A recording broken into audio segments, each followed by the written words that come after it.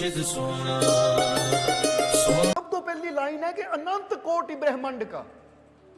हुण जरा समझना कि अनंत कोट ब्रह्मांड ऐसी देखते ना, ब्रह्मांड कहते आकाश गंगा। अज विज्ञान ने खोज की आकाश गंगा की कि जिहदे अंदर ये पृथ्वी भी है, ये सूरज भी है, ये सारे ग्रह नक्षत्र है। तो अज विज्ञान कहता कि इदां दा एक ग्रह नहीं है, यानी इदां दी एक आकाश गंगा नहीं है, इदां दी अनंत आकाश गंगावां ये पूरे ब्रह्मांड दे विच है। और इनू पैदा करने वाला वो जगदीश, जरा गौर करना, जगदीश जगदा ईश, यानी वो सारिया खुशियां का दाता, सारे सुखों का दाता, जो सबनों जीवन देने वाला है, जो सब दे जीवन च खुशियां दे रंग भरन वाला है, वो अनंत कोटि ब्रह्मांड का राचनहार, जिन्हें अनंत कोट ब्रह्मांड की रचना की थी। हुण जरा गौर करना कि अनंत कोट ब्रह्मांड की रचना करने वाला वो परमात्मा, वो प्रभु एडा विशाल है, पर देखो कैसा सूक्ष्म रूप धर आन बिराजा शीश। कि वो परमात्मा जिसने अनंत कोट ब्रह्मांड नूं पैदा किया, जिसके सामने करोड़ां ब्रह्मांड भी बड़े छोटे है, वो परमात्मा जो बेअंत है, उन्हें अपना एक सूक्ष्म रूप बनाया और सूक्ष्म रूप बना के किथे बैठ गया? इंसान दे शीश दे अंदर।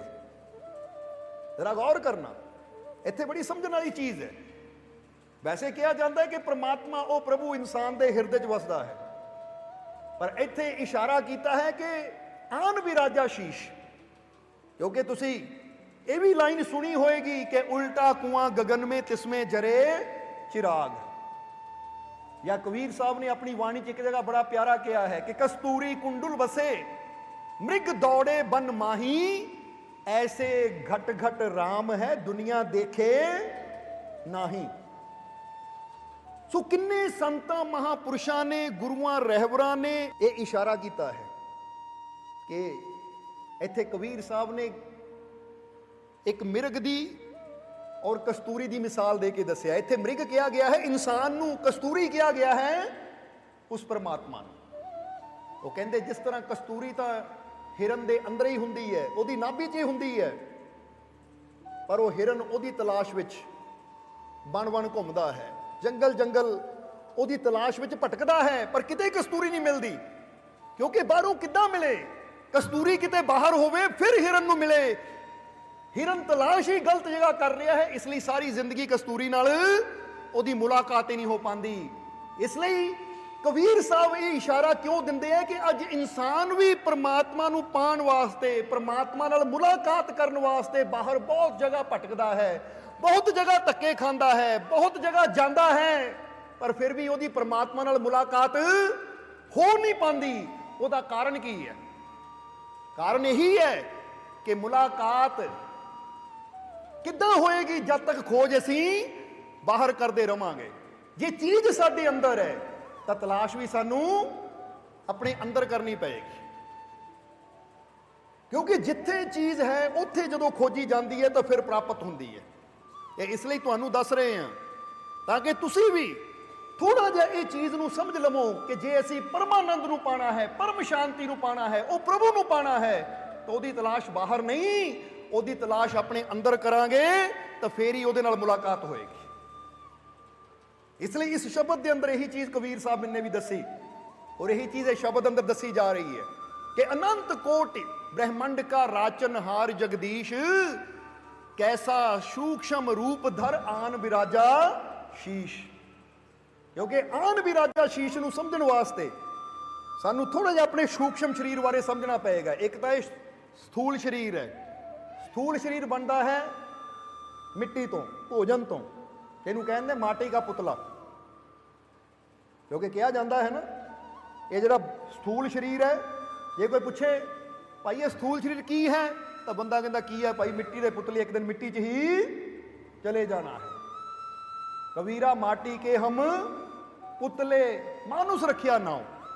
और कबीर साहब ने भी इशारा किया है ये समझाने वास्ते कि एक बाहरला शरीर है जिन्हों अन्नमय कोश कहा जाता है, जो कि अन्न जल तो बनता है, ਜੋ ਅਸੀਂ ਭੋਜਨ ਕਰਦੇ ਹਾਂ ਉਸ ਤੋਂ ਇਹ ਸਰੀਰ ਤਿਆਰ ਹੁੰਦਾ ਹੈ। ਪਰ ਇੱਕ ਹੈ ਸੂਖਸ਼ਮ ਸਰੀਰ। ਜ਼ਰਾ ਸਮਝਣਾ ਹੁਣ ਜਦੋਂ ਪ੍ਰਭੂ ਦੇ ਘਰ ਦੀ ਗੱਲ ਆਉਂਦੀ ਹੈ, ਅਨੰਤ ਕੋਟ ਬ੍ਰਹਿਮੰਡ ਦਾ ਦਾਤਾ ਜੋ ਹੈ ਉਹ ਕਿਹੜੇ ਸ਼ੀਸ਼ 'ਚ ਬੈਠਾ ਹੈ, ਜਦੋਂ ਉਹਦੀ ਗੱਲ ਆਉਂਦੀ ਹੈ ਤਾਂ ਉਹਦੇ ਬਾਰੇ ਥੋੜਾ ਜਿਹਾ ਸਰੀਰ ਨੂੰ ਸਮਝਣਾ ਪਏਗਾ, ਕਿਉਂਕਿ ਇੱਕ ਸਥੂਲ ਸਰੀਰ ਹੈ। ਹੁਣ ਜੇ ਇਨਸਾਨ ਸੋਚੇ ਕਿ ਇਹ ਸਥੂਲ ਸਰੀਰ ਨੂੰ, ਜਾਨੀ ਇਹ ਬਾਹਰਲੇ ਸਰੀਰ ਨੂੰ ਮੈਂ ਡਾਕਟਰਾਂ ਕੋਲ ਲੈ ਜਾਵਾਂ ਕਿ ਡਾਕਟਰ ਸਾਹਿਬ ਲਓ, ਸੰਤ ਗੁਰੂ ਰਹਿਬਰ ਕਹਿੰਦੇ ਆ ਕਿਤੇ ਸਿਰ ਦੇ ਅੰਦਰ ਪਰਮਾਤਮਾ ਹੈ, ਜਰਾ ਆਪਰੇਸ਼ਨ ਕਰਕੇ ਉਹਨੂੰ ਬਾਹਰ ਕੱਢ ਦਿਓ। ਬੋਲੋ ਸਮਝਦੇ ਹੋ ਕਿ ਨਹੀਂ?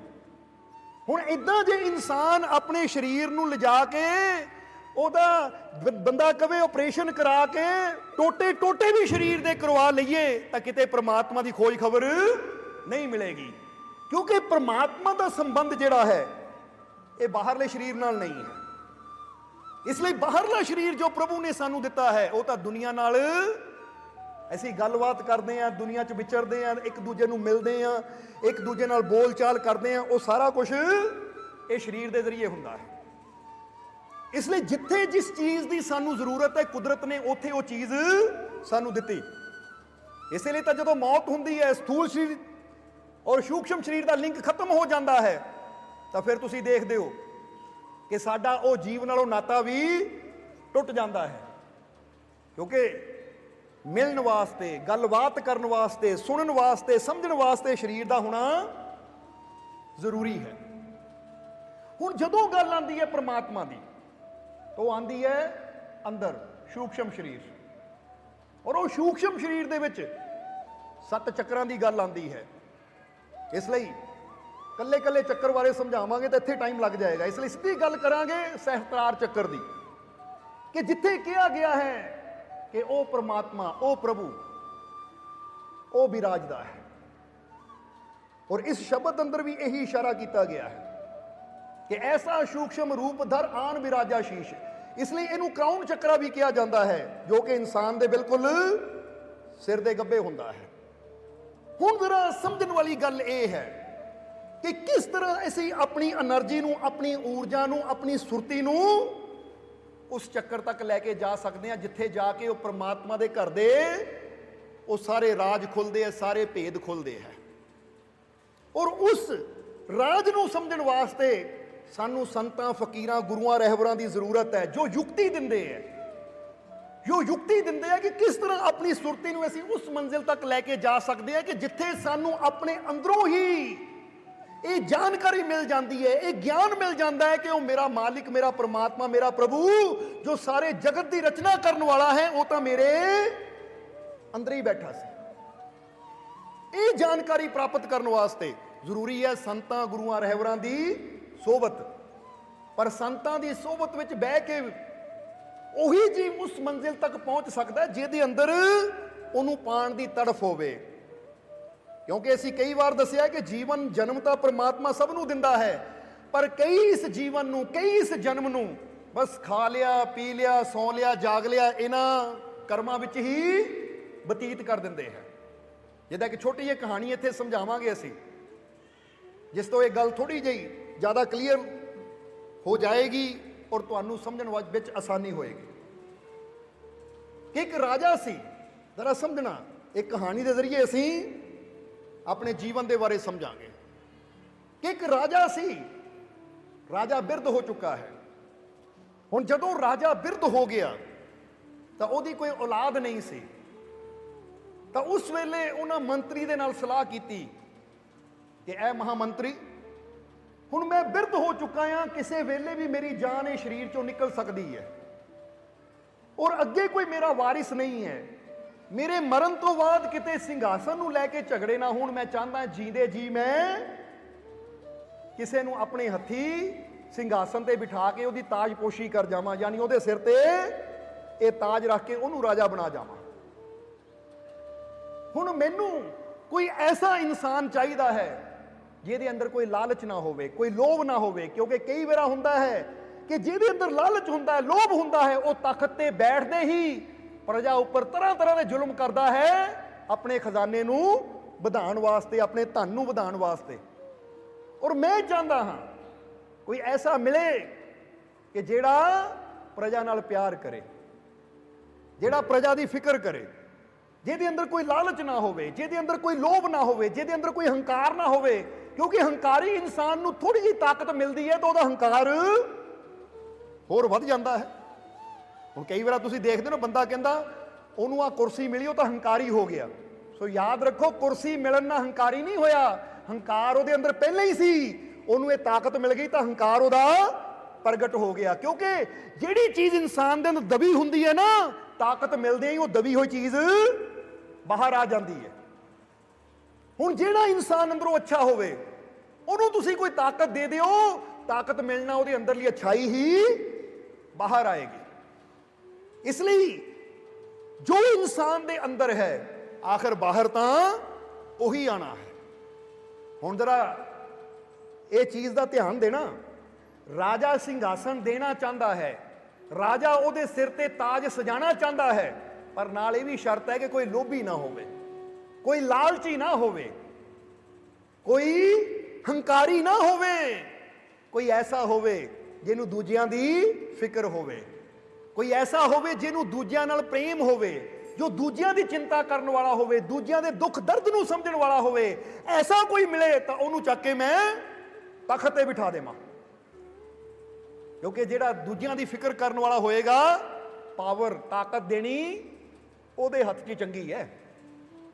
ਹੁਣ ਮੰਤਰੀ ਨੇ ਕਿਹਾ, ਮਹਾਰਾਜ ਆਪਣਾ ਰਾਜਿਆ ਬਹੁਤ ਬੜਾ ਹੈ, ਇਦਾਂ ਕਿਹਨੂੰ ਬਿਠਾਵਾਂਗੇ, ਇਦਾਂ ਕਿੱਦਾਂ ਪਤਾ ਲੱਗੇਗਾ ਕਿ ਕਿਹੜਾ ਇਨਸਾਨ ਸਮਝਦਾਰ ਹੈ, ਕਿਹੜਾ ਇਨਸਾਨ ਗਿਆਨਵਾਨ ਹੈ, ਕਿਹੜਾ ਇਨਸਾਨ ਲੋਭੀ ਨਹੀਂ ਹੈ, ਲਾਲਚੀ ਨਹੀਂ ਹੈ, ਪਤਾ ਕਿੱਦਾਂ ਲੱਗੇਗਾ? ਤਾਂ ਉਸ ਵੇਲੇ ਰਾਜੇ ਨੇ ਕਿਹਾ, ਇੱਕ ਯੁਕਤੀ ਹੈ, ਇੱਕ ਤਰੀਕਾ ਹੈ। ਮੰਤਰੀ ਨੇ ਕਿਹਾ, ਜੀ ਉਹ ਕੀ ਹੈ? ਰਾਜੇ ਨੇ ਉਹਨੂੰ ਕੁਝ ਸਮਝਾਇਆ, ਕੁਝ ਸਮਝਾਇਆ ਉਸਨੂੰ। ਮੰਤਰੀ ਦੇ ਚਿਹਰੇ ਤੇ ਸਮਾਈਲ ਆ ਗਈ, ਮੁਸਕਰਾਹਟ ਆ ਗਈ ਰਾਜੇ ਦੀ ਗੱਲ ਸੁਣ ਕੇ। ਹੁਣ ਰਾਜੇ ਨੇ ਜੋ ਮੰਤਰੀ ਨੂੰ ਸਮਝਾਇਆ ਸੀ, ਮੰਤਰੀ ਨੇ ਉਹਦੇ ਮੁਤਾਬਿਕ ਇੱਕ ਘਰ ਤਿਆਰ ਕਰਨਾ ਸ਼ੁਰੂ ਕਰ ਦਿੱਤਾ। ਔਰ ਇਹ ਘਰ ਸੀ 7 ਮੰਜ਼ਿਲਾਂ, ਜਿੱਥੇ ਪਹਿਲਾ ਕਮਰਾ ਸੀ, ਫਿਰ ਅੰਦਰੋਂ ਪੌੜੀ ਜਾਂਦੀ ਸੀ ਦੂਜੇ ਕਮਰੇ ਨੂੰ, ਫਿਰ ਉਹਦੇ ਅੰਦਰੋਂ ਪੌੜੀ ਜਾਂਦੀ ਸੀ ਤੀਜੇ ਕਮਰੇ ਨੂੰ, ਇਦਾਂ ਹੀ 7 ਮੰਜ਼ਿਲਾਂ। ਇੱਕ ਮਕਾਨ ਤਿਆਰ ਕਰਨ ਵਾਸਤੇ ਰਾਜੇ ਨੇ ਆਪਣੇ ਵਜ਼ੀਰ ਨੂੰ, ਆਪਣੇ ਮੰਤਰੀ ਨੂੰ ਕਹਿ ਦਿੱਤਾ। ਹੁਣ ਰਾਜਾ ਸੀ, ਨੌਕਰ ਚਾਕਰਾਂ ਦੀ ਕੋਈ ਕਮੀ ਨਹੀਂ, ਸੇਵਾਦਾਰਾਂ ਦੀ ਕੋਈ ਕਮੀ ਨਹੀਂ, ਸੇਵਕਾਂ ਦੀ ਕੋਈ ਕਮੀ ਨਹੀਂ, ਧਨ ਦੀ ਕੋਈ ਕਮੀ ਨਹੀਂ। ਦੇਖਦਿਆਂ ਦੇਖਦਿਆਂ ਕੁਝ ਮਹੀਨਿਆਂ 'ਚ ਹੀ ਇੱਕ ਵਿਸ਼ਾਲ 7 ਮੰਜ਼ਿਲਾ ਮਕਾਨ ਤਿਆਰ ਹੋ ਗਿਆ। ਵਿਸ਼ਾਲ ਮਕਾਨ 7 ਮੰਜ਼ਿਲਾ। ਹੁਣ ਜਿਸ ਵੇਲੇ ਉਹ ਮਕਾਨ ਤਿਆਰ ਹੋ ਗਿਆ, ਮੰਤਰੀ ਨੇ ਆ ਕੇ ਰਾਜੇ ਨੂੰ ਦੱਸਿਆ ਕਿ ਮਹਾਰਾਜ ਪਹਿਲਾ ਸਟੈਪ ਸਾਡਾ, ਯਾਨੀ ਪਹਿਲਾ ਕੰਮ ਜੋ ਤੁਸੀਂ ਕਿਹਾ ਸੀ, ਮਕਾਨ ਤਿਆਰ ਹੋ ਗਿਆ, ਹੁਣ ਅਗਲਾ ਚਰਨ ਹੈ, ਅਗਲੀ ਸਟੇਜ ਹੈ, ਉੱਤੇ ਚਲੀਏ। ਹੁਣ ਰਾਜੇ ਨੇ ਕਿਹਾ, ਫਿਰ ਦੇਖਦਾ ਕੀ ਹੈ? ਜਿੱਦਾਂ ਤੈਨੂੰ ਕਿਹਾ ਸੀ, ਪਹਿਲਾ, ਦੂਜਾ, ਤੀਜਾ, ਚੌਥਾ, ਪੰਜਵਾਂ, ਛੇਵਾਂ, ਸੱਤਵਾਂ, ਇਹ 7 ਮੰਜ਼ਿਲਾ ਜੋ ਮਕਾਨ ਤਿਆਰ ਹੋਇਆ ਹੈ, ਜਿੱਦਾਂ ਤੈਨੂੰ ਮੈਂ ਕਿਹਾ ਸੀ ਉਸ ਤਰ੍ਹਾਂ ਕਰ, ਤਾਂ ਕਿ ਦੂਜਾ ਚਰਨ ਕੰਪਲੀਟ ਹੋਵੇ, ਫਿਰ ਅਸੀਂ ਤੀਜੇ ਤੇ ਆਈਏ। ਜਿੱਦਾਂ ਬੰਦਾ ਕਹਿੰਦਾ ਦੂਜਾ ਲੈਵਲ ਕੰਪਲੀਟ ਹੋਵੇ, ਫਿਰ ਤੀਜੇ ਤੇ ਆਈਏ। ਹੁਣ ਜਦੋਂ ਦੂਜਾ ਵੀ ਕੰਪਲੀਟ ਹੋ ਗਿਆ, ਜਿੱਦਾਂ ਵਜ਼ੀਰ ਨੂੰ ਰਾਜੇ ਨੇ ਦੱਸਿਆ ਸੀ, ਉਹ ਪੂਰਾ ਹੋ ਗਿਆ। ਵਜ਼ੀਰ ਨੇ ਕਿਹਾ, ਮਹਾਰਾਜ ਹੁਣ ਦੂਜਾ ਚਰਨ ਵੀ ਪੂਰਾ ਹੋ ਗਿਆ, ਹੁਣ ਆ ਗਿਆ ਆਖਰੀ, ਤੀਸਰਾ ਔਰ ਆਖਰੀ। ਰਾਜੇ ਨੇ ਕਿਹਾ, ਫਿਰ ਦੇਖ ਕੀ ਰਿਹਾ ਹੈ? ਢਿੰਡੋਰਾ ਪਿਟਵਾ ਦੇ ਪੂਰੇ ਨਗਰ 'ਚ, ਢਿੰਡੋਰਾ ਪਿਟਵਾ ਦੇ ਪੂਰੇ ਨਗਰ 'ਚ, ਕਿ ਜਿਹੜੇ ਨੌਜਵਾਨ ਹੈ, ਜਿਨ੍ਹਾਂ ਦੀ ਉਮਰ 30 ਤੋਂ 25 ਦੇ ਵਿੱਚ ਹੈ, ਉਹ ਸਾਰੇ ਇਕੱਠੇ ਹੋ ਜਾਣ। ਕਿਉਂਕਿ ਰਾਜੇ ਨੂੰ ਚਾਹੀਦਾ ਸੀ ਇਸ ਉਮਰ ਦਾ ਕੋਈ ਐਸਾ ਨੌਜਵਾਨ ਜਿਹੜਾ ਰਾਜ ਨੂੰ ਸੰਭਾਲ ਸਕੇ। ਜ਼ਰਾ ਸਮਝਣਾ ਸਾਰਿਆਂ ਨੇ। ਹੁਣ ਜਦੋਂ ਰਾਜੇ ਨੇ ਹੁਕਮ ਕੀਤਾ, ਵਜ਼ੀਰ ਨੇ ਢਿੰਡੋਰਾ ਪਿਟਵਾ ਦਿੱਤਾ ਕਿ 25 ਤੋਂ 30 ਦੇ ਵਿੱਚ ਜਿੰਨੇ ਵੀ ਨੌਜਵਾਨ ਨੇ ਸਾਰੇ ਇੱਕ ਮੈਦਾਨ ਵਿੱਚ ਇਕੱਠੇ ਹੋ ਜਾਣ। ਜਦੋਂ ਨਗਰ ਦੇ ਵਿੱਚ ਖਬਰ ਹੋਈ ਕਿ ਰਾਜੇ ਨੇ ਹੁਕਮ ਕੀਤਾ ਹੈ ਕਿ 25 ਤੋਂ 30 ਦੇ ਵਿੱਚ ਸਾਰੇ ਨੌਜਵਾਨ ਇਕੱਠੇ ਹੋ ਜਾਣ, ਤਾਂ ਸਾਰੇ ਇਕੱਠੇ ਹੋ ਗਏ। ਜਦੋਂ ਇਕੱਠੇ ਹੋਏ ਤਾਂ ਉਸ ਵੇਲੇ ਮੰਤਰੀ ਨੇ ਰਾਜੇ ਨੂੰ ਕਿਹਾ ਕਿ ਮਹਾਰਾਜ ਸਾਰੇ ਨੌਜਵਾਨ ਆ ਚੁੱਕੇ ਆ, ਹੁਣ ਅਗਲਾ ਹੁਕਮ ਜੋ ਕਰਨਾ ਤੁਸੀਂ ਐਲਾਨ ਕਰੋ। ਤਾਂ ਉਸ ਵੇਲੇ ਰਾਜੇ ਨੇ ਉਹਨਾਂ ਨੌਜਵਾਨਾਂ ਨੂੰ, ਜੋ ਕਿ ਇੱਕ ਗਿਣਤੀ ਲੈ ਲਈਏ ਕਿ ਤਕਰੀਬਨ 200 ਦੇ ਕਰੀਬ ਸੀ, ਸਮਝਣਾ ਆਸਾਨ ਹੋ ਜਾਏਗਾ, 200 ਦੇ ਕਰੀਬ ਨੌਜਵਾਨ ਸੀ ਜੋ 25 ਤੋਂ 30 ਦੀ ਉਮਰ ਦੇ ਸੀ। ਰਾਜੇ ਨੇ ਉਸ ਵੇਲੇ ਹੁਕਮ ਕੀਤਾ ਕਿ ਇਹ 7 ਮੰਜ਼ਿਲਾ ਮਕਾਨ ਮੈਂ ਤਿਆਰ ਕੀਤਾ ਹੋਇਆ ਹੈ, मैं तुहानू 200 मैंबरां नू एक मौका दिंदा हां इस मकान दे अंदर जाण दा, और तुहाडे को मौका सिर्फ 10 मिनट का होएगा। अंदरों जो लैके आ सकते हो वो लियो। ये समझने वाली गल है। 10 मिनट का समा है, जो अंदरों लैके आ सकते हो लियो। हुण कहंदे जिद्दां ही बादशाह ने कहा लो तुहाडा टाइम शुरू हुंदा है, समय शुरू हुंदा है, हुण जल्दी करो। 200 नौजवान दौड़ पे। हुण जरा गौर करना, जो 200 नौजवान दौड़े तो सारे देखिया 10 मिनट का समा, कई तो एक दूजे धक्का दे के पिछे खिंच रहे हैं कि मैं चल जावां उन्होंने पिछे कर देवां। क्योंकि जरा तुसीं सोच के देखो, 10 मिनट का समा होवे और 200 बंदा होवे, सामने वो चीज होवे, तो हरेक की कोशिश होनी है कि किते टाइम खत्म ना हो जाए, इनू गिरा के मैं अगे हो जावां, इनू गिरा के मैं अगे हो जावां। इसलिए कई तो पिछों किसी के कपड़े फड़ के खिंच के धक्का दे के पिछे कर रहे, आप अगे जाने की खातर, कई थले गिरा रहे कि मैं पैर रख के ऊपर लंघ जावां। यानी इसी हफला तफरी में रश पै गया, कई अंदर गए। हुण जदों अंदर जाके देखिया तो जो पहला कमरा है वो कमरा सुंदर सुंदर रेशमी कपड़ियां नाल भरिया होया है। कईयां ने देखिया इन्ने सुंदर कपड़े, रेशमी कपड़े अज तक जिंदगी च देखे नहीं, क्योंकि तो राजे महाराजे ही पाते हैं। कईयां ने तो कपड़े चक्के कि 10 मिनट किते उद्दे ना खाली हथ मुड़ के आना पवे, इसलिए कपड़ियां नूं जिन्ना इकट्ठे कर सकते करके लै गए। कईयां ने हिम्मत की, दौड़ के ऊपर गए। ऊपर की देखिया, ऊपर मोती बिखरे हुए है। ऊपर की है? कमरे च मोती बिखरे हुए है। कईयां ने कहा मोती, वो भर लो झोली, क्योंकि 10 मिनट के अंदर जिन्ना हो सकता है, क्योंकि हर कमरे च राजे के सैनिक खड़े हैं। जो समा पूरा हो गया उन्होंने जेड़ा भी उत्थे इहनूं बाहर कढ़ देना है। हुण जरा समझना, हुण कई कपड़े इकट्ठे करन च लग गए। दूसरी मंजिल च मोती है, कई मोती इकट्ठे करन च लग गए। होर तीसरी मंजिल च गए तो तीसरी मंजिल च चांदी पई हुई है। चांदी दियां गोलियां बना के राजे ने बिखेरियां हुई है। वो कहंदे लै भी मोती नालों कीमती चांदी, इहनूं इकट्ठी करो। हुण समा थोड़ा है, समा थोड़ा है। हुण जरा समझना, एक नौजवान जो कि बड़ी शांति नाल अंदर गया, उन्हें मन च सोचिया कि राजे ने 7 मंजिला बनाइया है, तो यदा मतलब कुछ खास है। पहली ते कपड़ा है, दूजी ते चांदी है, तीजी ते की है देखा, तीजी ते सोना है। पर उहदे मन च लालच नहीं आया सोने नूं देख के। होर अगे देखा की है, होर अगे जाके देखिया तो की देखता है, अगे हीरे बिखरे हुए हैं। जरा समझना सारिया ने, पहली ते कपड़ा है, दूजी ते मोती है, तीजी ते चांदी है, चौथी ते सोना है, पंजवीं ते हीरे बिखरे हुए हैं। हैरान रह गया नौजवान, पर मन च लालच नहीं आया। वो कहता राजा हुण जेड़ा जेड़ा जिस मंजिल ते पहुंच रहा सी, समय की कमी करके एक दूजे नूं धक्का दे के लुट्टण की कोशिश कर रहा सी। किसी ने जेड़ा सोने तक पहुंचे उन्हें सोने नूं इकट्ठा कर लिया और नाल ही बाहर दौड़ गया कि टाइम पूरा होने तो पहले ही जे कमरे च रह गया तो मेरे को सब कुछ चला जाना है, इसलिए बाहर चला। तो जरा हुण सोचो, ये जिहड़ा नौजवान सी समझदार, इन्हां हीरियां वाल ध्यान नहीं दिता। होर उपर गया तो देखिया लाल पे हुए है, लाल। हुण इहदे मन च आया समा थोड़ा रह गया है, समा थोड़ा रह गया है, आखिरी मंजिल ते की है। जरा ध्यान देने वाली गल है। जरा सोचो आखिरी मंजिल ते की है।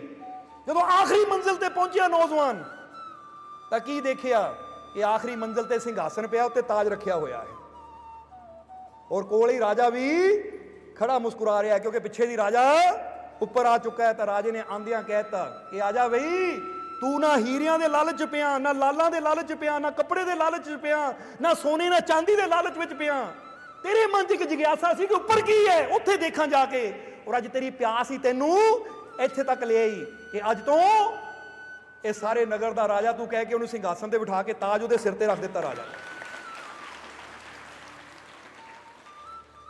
जरा समझना, जो ताज उहदे सिर ते रखिया तो उस वेले राजे ने थले आके घोषित कर दिता कि अज तो इस नगर दा ये राजा है और कल नूं बड़ी धूमधाम दे नाल पूरी सभा के सामने दा राज्याभिषेक किया जाएगा।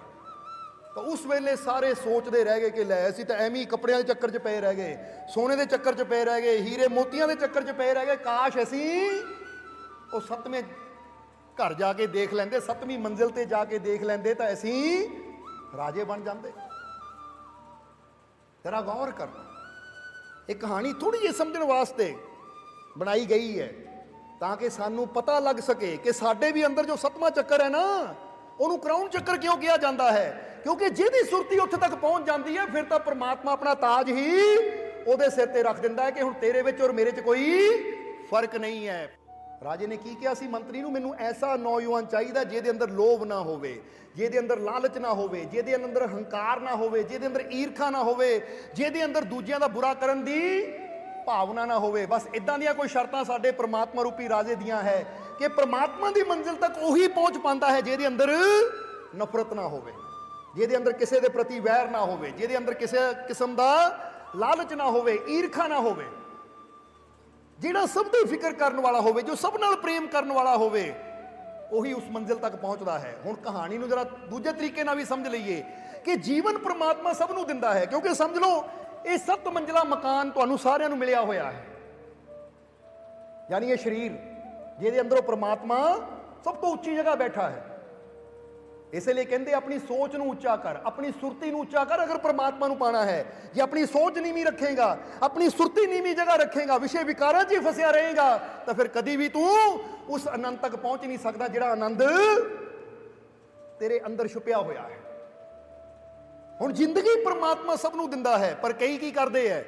ਜੇ ਤਾਂ ਪਹਿਲੀ ਮੰਜ਼ਿਲ ਤੇ ਕੱਪੜੇ ਕੱਪੜੇ ਹੈ, ਕਈ ਤਾਂ ਸਾਰੀ ਜ਼ਿੰਦਗੀ ਬਸ ਮੈਨੂੰ ਚੰਗਾ ਕੱਪੜਾ ਪਾਉਣ ਨੂੰ ਚਾਹੀਦਾ ਹੈ, ਉਹ ਚੰਗੇ ਕੱਪੜੇ ਦੀ ਖੁਆਇਸ਼ ਵਿੱਚ ਹੀ ਸਾਰੀ ਜ਼ਿੰਦਗੀ ਗੁਜ਼ਾਰ ਦਿੰਦੇ ਹੈ। ਕੋਈ ਚੰਗਾ ਭੋਜਨ ਚਾਹੀਦਾ ਹੈ, ਚੰਗਾ ਕੱਪੜਾ ਚਾਹੀਦਾ ਹੈ, ਚੰਗਾ ਮਕਾਨ ਚਾਹੀਦਾ ਹੈ, ਬਸ ਇਸੇ ਸੋਚ ਵਿੱਚ ਆਪਣੀ ਪੂਰੀ ਜ਼ਿੰਦਗੀ ਗੁਜ਼ਾਰ ਦਿੰਦੇ ਹੈ। ਜਿੱਦਾਂ ਕਿਸੇ ਨੂੰ ਪੁੱਛ ਲਓ ਤੇਰੀ ਜ਼ਿੰਦਗੀ ਦਾ ਮਕਸਦ ਕੀ ਹੈ, ਤਾਂ ਬੰਦਾ ਕਹੇਗਾ ਮੇਰੀ ਜ਼ਿੰਦਗੀ ਦਾ ਮਕਸਦ ਹੈ ਮੇਰੀ ਵੱਡੀ ਕੋਠੀ ਹੋਵੇ, ਮੇਰੇ ਕੋਲ ਇਦਾਂ ਦੀ ਗੱਡੀ ਹੋਵੇ, ਮੈਂ ਪੂਰੀ ਵਰਲਡ ਦੀ ਸੈਰ ਕਰਾਂ, ਮੈਂ ਇਹ ਕਰਾਂ, ਮੈਂ ਉਹ ਕਰਾਂ, ਇਹ ਮੇਰੀ ਜ਼ਿੰਦਗੀ ਦਾ ਮਕਸਦ ਹੈ। ਜ਼ਰਾ ਸੋਚੋ ਕਿ ਇਹ ਹੈ ਜ਼ਿੰਦਗੀ ਦਾ ਮਕਸਦ? ਇਹ ਜ਼ਿੰਦਗੀ ਦੀਆਂ ਜ਼ਰੂਰਤਾਂ ਹੈ, ਇਹ ਮਕਸਦ ਨਹੀਂ ਹੈ ਜ਼ਿੰਦਗੀ ਦਾ। ਬੋਲੋ ਸਮਝਦੇ ਹੋ ਕਿ ਨਹੀਂ? ਜ਼ਿੰਦਗੀ ਦਾ ਮਕਸਦ ਤਾਂ ਹੈ ਪਰਮਾਤਮਾ ਨੂੰ ਪਾਣਾ। ਇਹ ਆਤਮਾ ਪਰਮਾਤਮਾ ਤੱਕ ਪਹੁੰਚੇ, ਇਹ ਬੂੰਦ ਸਮੁੰਦਰ 'ਚ ਮਿਲ ਕੇ ਸਮੁੰਦਰ ਦਾ ਰੂਪ ਹੋ ਜਾਵੇ, ਇਹ ਹੈ ਇਸ ਬੂੰਦ ਦਾ ਮਕਸਦ। ਹਾਂ, ਬਾਕੀ ਅੱਛਾ ਘਰ, ਅੱਛਾ ਭੋਜਨ, ਗੱਡੀ, ਮਕਾਨ, ਇਹ ਚੀਜ਼ਾਂ ਸਾਡੀਆਂ ਜ਼ਰੂਰਤਾਂ ਹੈ। ਇਹਨੂੰ ਜ਼ਰੂਰਤ ਦੀ ਜਗ੍ਹਾ ਰੱਖੋ ਕਿ ਮੇਰੇ ਜੀਵਨ 'ਚ ਅੱਛਾ ਭੋਜਨ ਹੋਵੇ, ਕਿਉਂਕਿ ਭੋਜਨ ਮੇਰੇ ਸਰੀਰ ਦੀ ਜ਼ਰੂਰਤ ਹੈ, ਇਸ ਲਈ ਮੈਂ ਭੋਜਨ ਚੰਗਾ ਕਰਨਾ ਹੈ, ਸਾਫ਼ ਸੁਥਰਾ ਕਰਨਾ ਹੈ, ਸਵਾਦਿਸ਼ਟ ਕਰਨਾ ਹੈ, ਇਹ ਤਾਂ ਜ਼ਰੂਰਤ ਹੈ ਸਰੀਰ ਦੀ। ਮੈਂ ਤਨ ਤੇ ਚੰਗਾ ਕੱਪੜਾ ਪਾਣਾ ਹੈ ਜੋ ਚੁੱਭੇ ਨਾ, ਜੋ ਆਰਾਮਦਾਇਕ ਹੋਵੇ। ਜਿੱਦਾਂ ਬੰਦਾ ਕਹਿੰਦਾ ਨਾ ਉਹ ਚੀਜ਼ ਪਾਣੀ ਹੈ ਕੰਫਰਟੇਬਲ, ਜਿਹ 'ਚ ਮੈਂ ਆਪਣੇ ਆਪ ਨੂੰ ਮਹਿਸੂਸ ਕਰਾਂ ਆਰਾਮਦਾਇਕ, ਉਹ ਜ਼ਰੂਰਤ ਹੈ ਸਾਡੇ ਸਰੀਰ ਦੀ। ਮੈਂ ਚੰਗੇ ਘਰ 'ਚ ਰਹਿਣਾ ਜਿੱਥੇ ਹਰ ਤਰ੍ਹਾਂ ਦਾ ਆਰਾਮ ਹੋਵੇ, ਗਰਮੀ 'ਚ ਪੱਖਾ ਹੋਵੇ, ਕੂਲਰ ਹੋਵੇ ਜਾਂ ਏਸੀ ਹੋਵੇ, ਸਰਦੀ ਵਿੱਚ ਹੀਟਰ ਹੋਵੇ, ਇਹ ਜ਼ਰੂਰਤ ਹੈ ਸਰੀਰ ਦੀ। ਪਰ ਜੇ ਬੰਦਾ ਕਹੇ ਮੇਰਾ ਮਕਸਦ ਹੀ ਇਹ ਹੈ ਇਦਾਂ ਦੀ ਕੋਠੀ ਜਿੱਥੇ ਨਾ ਸਰਦੀ ਲੱਗੇ ਨਾ ਗਰਮੀ, ਉਹ ਮੂਰਖਤਾ ਹੈ। ਸਮਝਦੇ ਹੋ ਕਿ ਨਹੀਂ?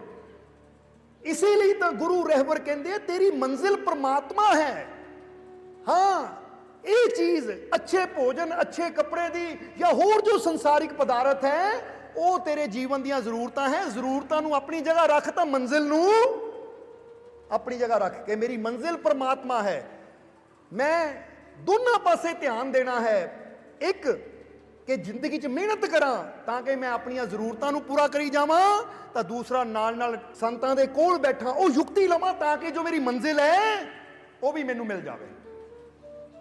ਕਿਉਂਕਿ ਜੀਵਨ 'ਚ ਯਾਦ ਰੱਖੋ ਕਿ ਪੈਸੇ ਦੇ ਨਾਲ ਤੁਸੀਂ ਸੁੱਖ ਖਰੀਦ ਸਕਦੇ ਹੋ। ਇੱਕ ਹੁੰਦਾ ਸੁੱਖ ਔਰ ਇੱਕ ਹੁੰਦੀ ਹੈ ਸ਼ਾਂਤੀ, ਆਨੰਦ। ਜ਼ਰਾ ਸਮਝਣਾ ਸਾਰੇ ਜੀਵਾਂ ਨੇ। ਹੁਣ ਬੰਦਾ ਕਵੇ ਕਿ ਮੇਰੇ ਕੋਲ ਪੈਸਾ ਸੀ, ਪੈਸੇ ਨਾਲ ਮੈਂ ਗੱਡੀ ਖਰੀਦ ਲਈ, ਗੱਡੀ ਖਰੀਦ ਕੇ ਬੜਾ ਸੁਖੀ। ਪਰ ਹੁਣ ਕਈ ਵਾਰ ਹੁੰਦਾ ਹੈ ਕਿ ਬੰਦਾ ਨਵੀਂ ਗੱਡੀ ਤਾਂ ਖਰੀਦ ਲੈਂਦਾ, ਵਿੱਚ ਬਹਿ ਵੀ ਜਾਂਦਾ ਹੈ, ਪਰ ਅੰਦਰੋਂ ਮਨ ਨਹੀਂ ਉਹਦਾ ਸ਼ਾਂਤ ਨਹੀਂ ਹੁੰਦਾ, ਮਨ ਦੀ ਅੰਦਰੋਂ ਦੁਖੀ ਹੁੰਦਾ ਹੈ। ਇਸ ਲਈ ਜ਼ਿੰਦਗੀ ਦੇ ਵਿੱਚ ਬਾਹਰੋਂ ਸੁੱਖ ਪ੍ਰਾਪਤ ਕਰਨ ਵਾਸਤੇ ਮਿਹਨਤ ਜ਼ਰੂਰੀ ਹੈ, ਤਾਂ ਅੰਦਰੋਂ ਪਰਮ ਸ਼ਾਂਤੀ ਨੂੰ ਪ੍ਰਾਪਤ ਕਰਨ ਵਾਸਤੇ, ਆਨੰਦ ਨੂੰ ਪ੍ਰਾਪਤ ਕਰਨ ਵਾਸਤੇ ਸਾਡੇ ਜੀਵਨ 'ਚ ਪ੍ਰਮਾਤਮਾ ਦਾ ਹੋਣਾ ਜ਼ਰੂਰੀ ਹੈ। ਔਰ ਜੀਵਨ ਸਫਲ ਉਹਦਾ ਹੀ ਮੰਨਿਆ ਜਾਂਦਾ ਜਿਹਦੇ ਕੋਲੇ ਦੋ ਹੀ ਚੀਜ਼ਾਂ ਮੌਜੂਦ ਹੈ। ਇਸ ਲਈ ਸਿਮਰਨ ਦੇ ਵਿੱਚ ਬੈਠਣਾ, ਧਿਆਨ ਕਰਨਾ, ਮੈਡੀਟੇਸ਼ਨ ਕਰਨਾ, ਆਪਣੇ ਮਾਲਿਕ ਤੇ ਵਿਸ਼ਵਾਸ ਰੱਖਣਾ, ਇਹ ਸਾਨੂੰ ਉਸ ਪਰਮਾਨੰਦ ਦੀ ਤਰਫ ਲੈ ਕੇ ਜਾਂਦਾ ਹੈ, ਪਰਮ ਸ਼ਾਂਤੀ ਨੂੰ ਸਾਡੇ ਜੀਵਨ 'ਚ ਲੈ ਕੇ ਆਉਂਦਾ ਹੈ। ਔਰ ਉਹ ਪਰਮ ਸ਼ਾਂਤੀ ਸਾਨੂੰ ਪਦਾਰਥਾਂ ਤੋਂ ਨਹੀਂ ਮਿਲ ਸਕਦੀ। ਉਹ ਪਰਮ ਸ਼ਾਂਤੀ ਦਾ ਸਾਨੂੰ ਉਦੋਂ ਹੀ ਮਿਲੇਗੀ ਜਦੋਂ ਉਹ ਕਰਮ ਕਰਾਂਗੇ ਜਿਹੜੇ ਕਰਮ ਸਾਨੂੰ ਸਾਡੀ ਮੰਜ਼ਿਲ ਦੇ ਨੇੜੇ ਲੈ ਕੇ ਜਾਣਗੇ। ਇਸ ਲਈ ਉਹ ਪਰਮਾਨੰਦ, ਉਹ ਪਰਮ ਪਿਤਾ ਪਰਮਾਤਮਾ ਤੁਹਾਡੇ ਅੰਦਰ ਵਸਦਾ ਹੈ, ਤੁਹਾਡੇ ਅੰਦਰ ਬੈਠਾ ਹੈ। ਬਸ ਥੋੜਾ ਜਿਹਾ ਸਾਨੂੰ ਮਿਹਨਤ ਕਰਨ ਦੀ ਜ਼ਰੂਰਤ ਹੈ। ਔਰ ਜਿੱਦਾਂ ਇੱਥੇ ਸਵਾਲ ਵੀ ਆਇਆ ਹੈ, ਹੁਣ ਥੋੜਾ ਸਵਾਲ ਦੇ ਬਾਰੇ ਵੀ ਅਸੀਂ ਦੱਸ ਦੇਣਾ ਚਾਹਾਂਗੇ, ਕਿਉਂਕਿ ਸਵਾਲ ਵੀ ਆਇਆ ਹੈ। ਔਰ ਸਵਾਲ ਕੀ ਹੈ ਕਿ ਮਾਲਕੋ, ਅੰਤ ਵੇਲੇ ਮੌਤ ਦੇ ਸਮੇਂ ਸਾਡਾ ਜਿਹੜਾ ਧਿਆਨ ਹੈ ਕਿ ਆਪਣੀਆਂ ਇੰਦਰੀਆਂ ਨੂੰ ਅਸੀਂ ਕਿੱਦਾਂ ਕੰਟਰੋਲ 'ਚ ਕਰ ਸਕਦੇ ਹਾਂ, ਆਪਣੇ ਮਨ ਨੂੰ, ਆਪਣੀਆਂ ਇੰਦਰੀਆਂ ਨੂੰ ਅਸੀਂ ਕਿੱਦਾਂ ਕੰਟਰੋਲ 'ਚ ਕਰ ਸਕਦੇ, ਉਹਦੀ ਯੁਕਤੀ ਕੀ ਹੈ। ਤਾਂ ਹੁਣ ਜ਼ਰਾ ਸਮਝਣਾ ਸਾਰੇ ਜੀਵ, ਇਹ ਸਵਾਲ ਨੂੰ ਇੱਥੇ ਲੈ ਰਹੇ ਹਾਂ ਕਿਉਂਕਿ ਉਹ ਪ੍ਰਮਾਤਮਾ, ਉਹ ਪ੍ਰਭੂ ਸਾਡੇ ਅੰਦਰ ਬੈਠਾ ਹੈ। ਔਰ ਉਸ ਤੱਕ ਪਹੁੰਚਣ ਵਾਸਤੇ ਸਾਨੂੰ ਇਹ ਚੀਜ਼ ਦੀ ਸਮਝ ਹੋਣੀ ਜ਼ਰੂਰੀ ਹੈ ਕਿ ਕਿਸ ਤਰ੍ਹਾਂ ਆਪਣੇ ਮਨ ਨੂੰ ਔਰ ਆਪਣੀਆਂ ਇੰਦਰੀਆਂ ਨੂੰ ਕੰਟਰੋਲ ਕਰਾਂਗੇ, ਤਾਂ ਫਿਰ ਹੀ ਅਸੀਂ ਉਸ ਆਨੰਦ ਤੱਕ ਪਹੁੰਚ ਸਕਦੇ ਹਾਂ ਜਿਹੜਾ ਆਨੰਦ ਸਾਡੇ ਅੰਦਰ ਹੀ ਮੌਜੂਦ ਹੈ। ਕਿਉਂਕਿ ਵੈਸੇ ਵੀ ਕਿਸੇ ਨੇ ਵਿਵੇਕਾਨੰਦ ਤੋਂ ਪੁੱਛਿਆ ਸੀ, ਜਾਂ ਸਨਾਤਨ ਧਰਮ ਦੇ ਅੰਦਰ ਇਹ ਯੁਕਤੀ ਦੱਸੀ ਜਾਂਦੀ ਹੈ ਕਿ ਜੇ ਪ੍ਰਮਾਤਮਾ ਨੂੰ ਪਾਣਾ ਹੈ ਤਾਂ ਉਹਨਾਂ ਨੇ ਦੱਸਿਆ ਹੈ ਕਿ ਇਹਦੇ 6 ਸਟੈਪ ਹੁੰਦੇ ਹੈ। ਕਿੰਨੇ ਸਟੈਪ ਹੁੰਦੇ ਹੈ? 6 ਸਟੈਪ ਹੁੰਦੇ ਹੈ। ਪਹਿਲਾਂ ਉਹਨਾਂ ਨੇ ਦੱਸਿਆ ਹੈ ਸਮ ਔਰ ਦਮ, ਜਿੱਥੇ ਸ਼ੁਰੂਆਤ ਕਰਨੀ ਪੈਂਦੀ ਹੈ। ਕਿਹੜਾ ਹੈ ਪਹਿਲਾਂ? ਸਮ ਔਰ ਦਮ। ਸਮ ਦਾ ਮਤਲਬ ਹੈ ਆਪਣੇ ਮਨ ਨੂੰ ਬਾਹਰ ਦੀਆਂ ਸੋਚਾਂ ਤੋਂ ਰੋਕਣਾ, ਆਪਣੇ ਮਨ ਨੂੰ ਕੰਟਰੋਲ ਕਰਨਾ। ਔਰ ਦਮ ਦਾ ਮਤਲਬ ਹੁੰਦਾ ਹੈ ਆਪਣੀਆਂ ਇੰਦਰੀਆਂ ਨੂੰ ਕਾਬੂ ਕਰਨਾ। ਜ਼ਰਾ ਸਮਝਣਾ ਸਾਰਿਆਂ ਨੇ, ਕਿਉਂਕਿ ਜਦੋਂ ਅਸੀਂ ਬਹਿੰਦੇ ਹਾਂ ਤਾਂ ਬੰਦਾ ਕਹਿੰਦਾ ਮੇਰਾ ਮਨ ਹਜ਼ਾਰਾਂ ਪਾਸੇ ਭਟਕਦਾ ਹੈ।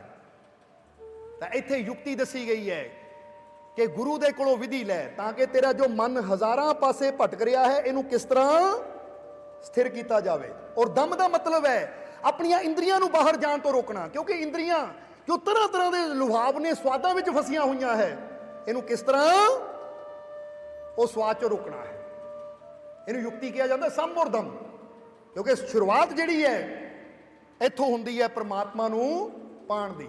ਪਰ ਇੱਥੇ ਇਹਨਾਂ ਨੇ ਪੁੱਛਿਆ ਕਿ ਮਰਨ ਵੇਲੇ ਅਸੀਂ ਆਪਣੀਆਂ ਇੰਦਰੀਆਂ ਨੂੰ ਕਿੱਦਾਂ ਕੰਟਰੋਲ 'ਚ ਕਰ ਸਕਦੇ ਹਾਂ, ਕਾਬੂ 'ਚ ਕਰ ਸਕਦੇ ਹਾਂ, ਇਹਦੀ ਯੁਕਤੀ ਦੱਸੋ। ਸੋ ਜ਼ਰਾ ਇੱਥੇ ਧਿਆਨ ਦੇਣਾ ਕਿ ਅਗਰ ਇਨਸਾਨ ਸੋਚੇ ਕਿ ਕੋਈ ਐਸੀ ਯੁਕਤੀ ਹੋਵੇ ਕਿ ਮਰਨ ਵੇਲੇ ਉਧਰੋਂ ਮੌਤ ਆ ਰਹੀ ਹੈ ਔਰ ਇੱਧਰ ਇਨਸਾਨ ਆਪਣੀਆਂ ਇੰਦਰੀਆਂ ਨੂੰ ਕਾਬੂ 'ਚ ਕਰ ਲਵੇ, ਮਰਨ ਵੇਲੇ ਆਪਣੀਆਂ ਇੰਦਰੀਆਂ ਨੂੰ ਕਾਬੂ 'ਚ ਕਰ ਲਵੇ, ਤਾਂ ਐਸੀ ਕੋਈ ਯੁਕਤੀ ਨਹੀਂ ਹੈ ਕਿ ਮਰਨ ਵੇਲੇ ਆਪਣੀਆਂ ਇੰਦਰੀਆਂ ਨੂੰ ਕਾਬੂ 'ਚ ਕਰ ਲਵੇ। ਇਹ ਯਾਦ ਰੱਖਣਾ, ਕਿਉਂਕਿ ਬੰਦਾ ਕਵੇ ਕਿ ਕੋਈ ਐਸੀ ਯੁਕਤੀ ਹੈ ਕਿ ਮਰਨ ਵੇਲੇ ਮੈਨੂੰ ਹੈਲੀਕਾਪਟਰ ਉਡਾਉਣਾ ਆ ਜਾਵੇ ਜਾਂ ਮਰਨ ਵੇਲੇ ਮੈਨੂੰ ਗੱਡੀ ਚਲਾਣੀ ਆ ਜਾਵੇ। ਤਾਂ ਹੁਣ ਜੇ ਬੰਦਾ ਕਵੇ ਇੱਕ ਬੰਦਾ ਮਰ ਰਿਹਾ ਹੈ, ਡਾਕਟਰ ਕਹਿ ਦੇਣਗੇ ਭਾਈ ਆ ਤੇਰੀ ਮੌਤ ਆ ਰਹੀ ਹੈ, ਤੇਰੇ ਆਖਰੀ ਚੰਦ ਸਵਾਸ ਹੈ, ਤਾਂ ਬੰਦਾ ਕਵੇ ਡਾਕਟਰ ਸਾਹਿਬ ਕੋਈ ਯੁਕਤੀ ਦੇ ਦਿਓ ਮੈਂ ਗੱਡੀ ਚਲਾਣੀ ਸਿੱਖ ਲਵਾਂ। ਤਾਂ ਡਾਕਟਰ ਕਹਿੰਦਾ ਆਹ ਟਾਈਮ ਹੈ ਗੱਡੀ ਚਲਾਉਣ ਦਾ, ਤੂੰ ਗੱਡੀ ਚਲਾਣੀ ਸਿੱਖ ਸਕਦਾ ਆ ਸਮਾਂ ਰਹਿੰਦੇ ਰਹਿੰਦੇ।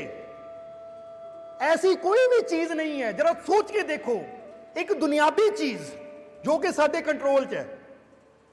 ਹੁਣ ਇੱਕ ਬੰਦੇ ਨੇ ਰੋਟੀ ਪਕਾਣੀ ਸਿੱਖਣੀ ਹੋਵੇ ਸਾਡੇ ਕੰਟਰੋਲ 'ਚ ਹੈ ਜਾਂ ਨਹੀਂ? ਬੜੀ ਸੌਖੀ ਚੀਜ਼ ਹੈ।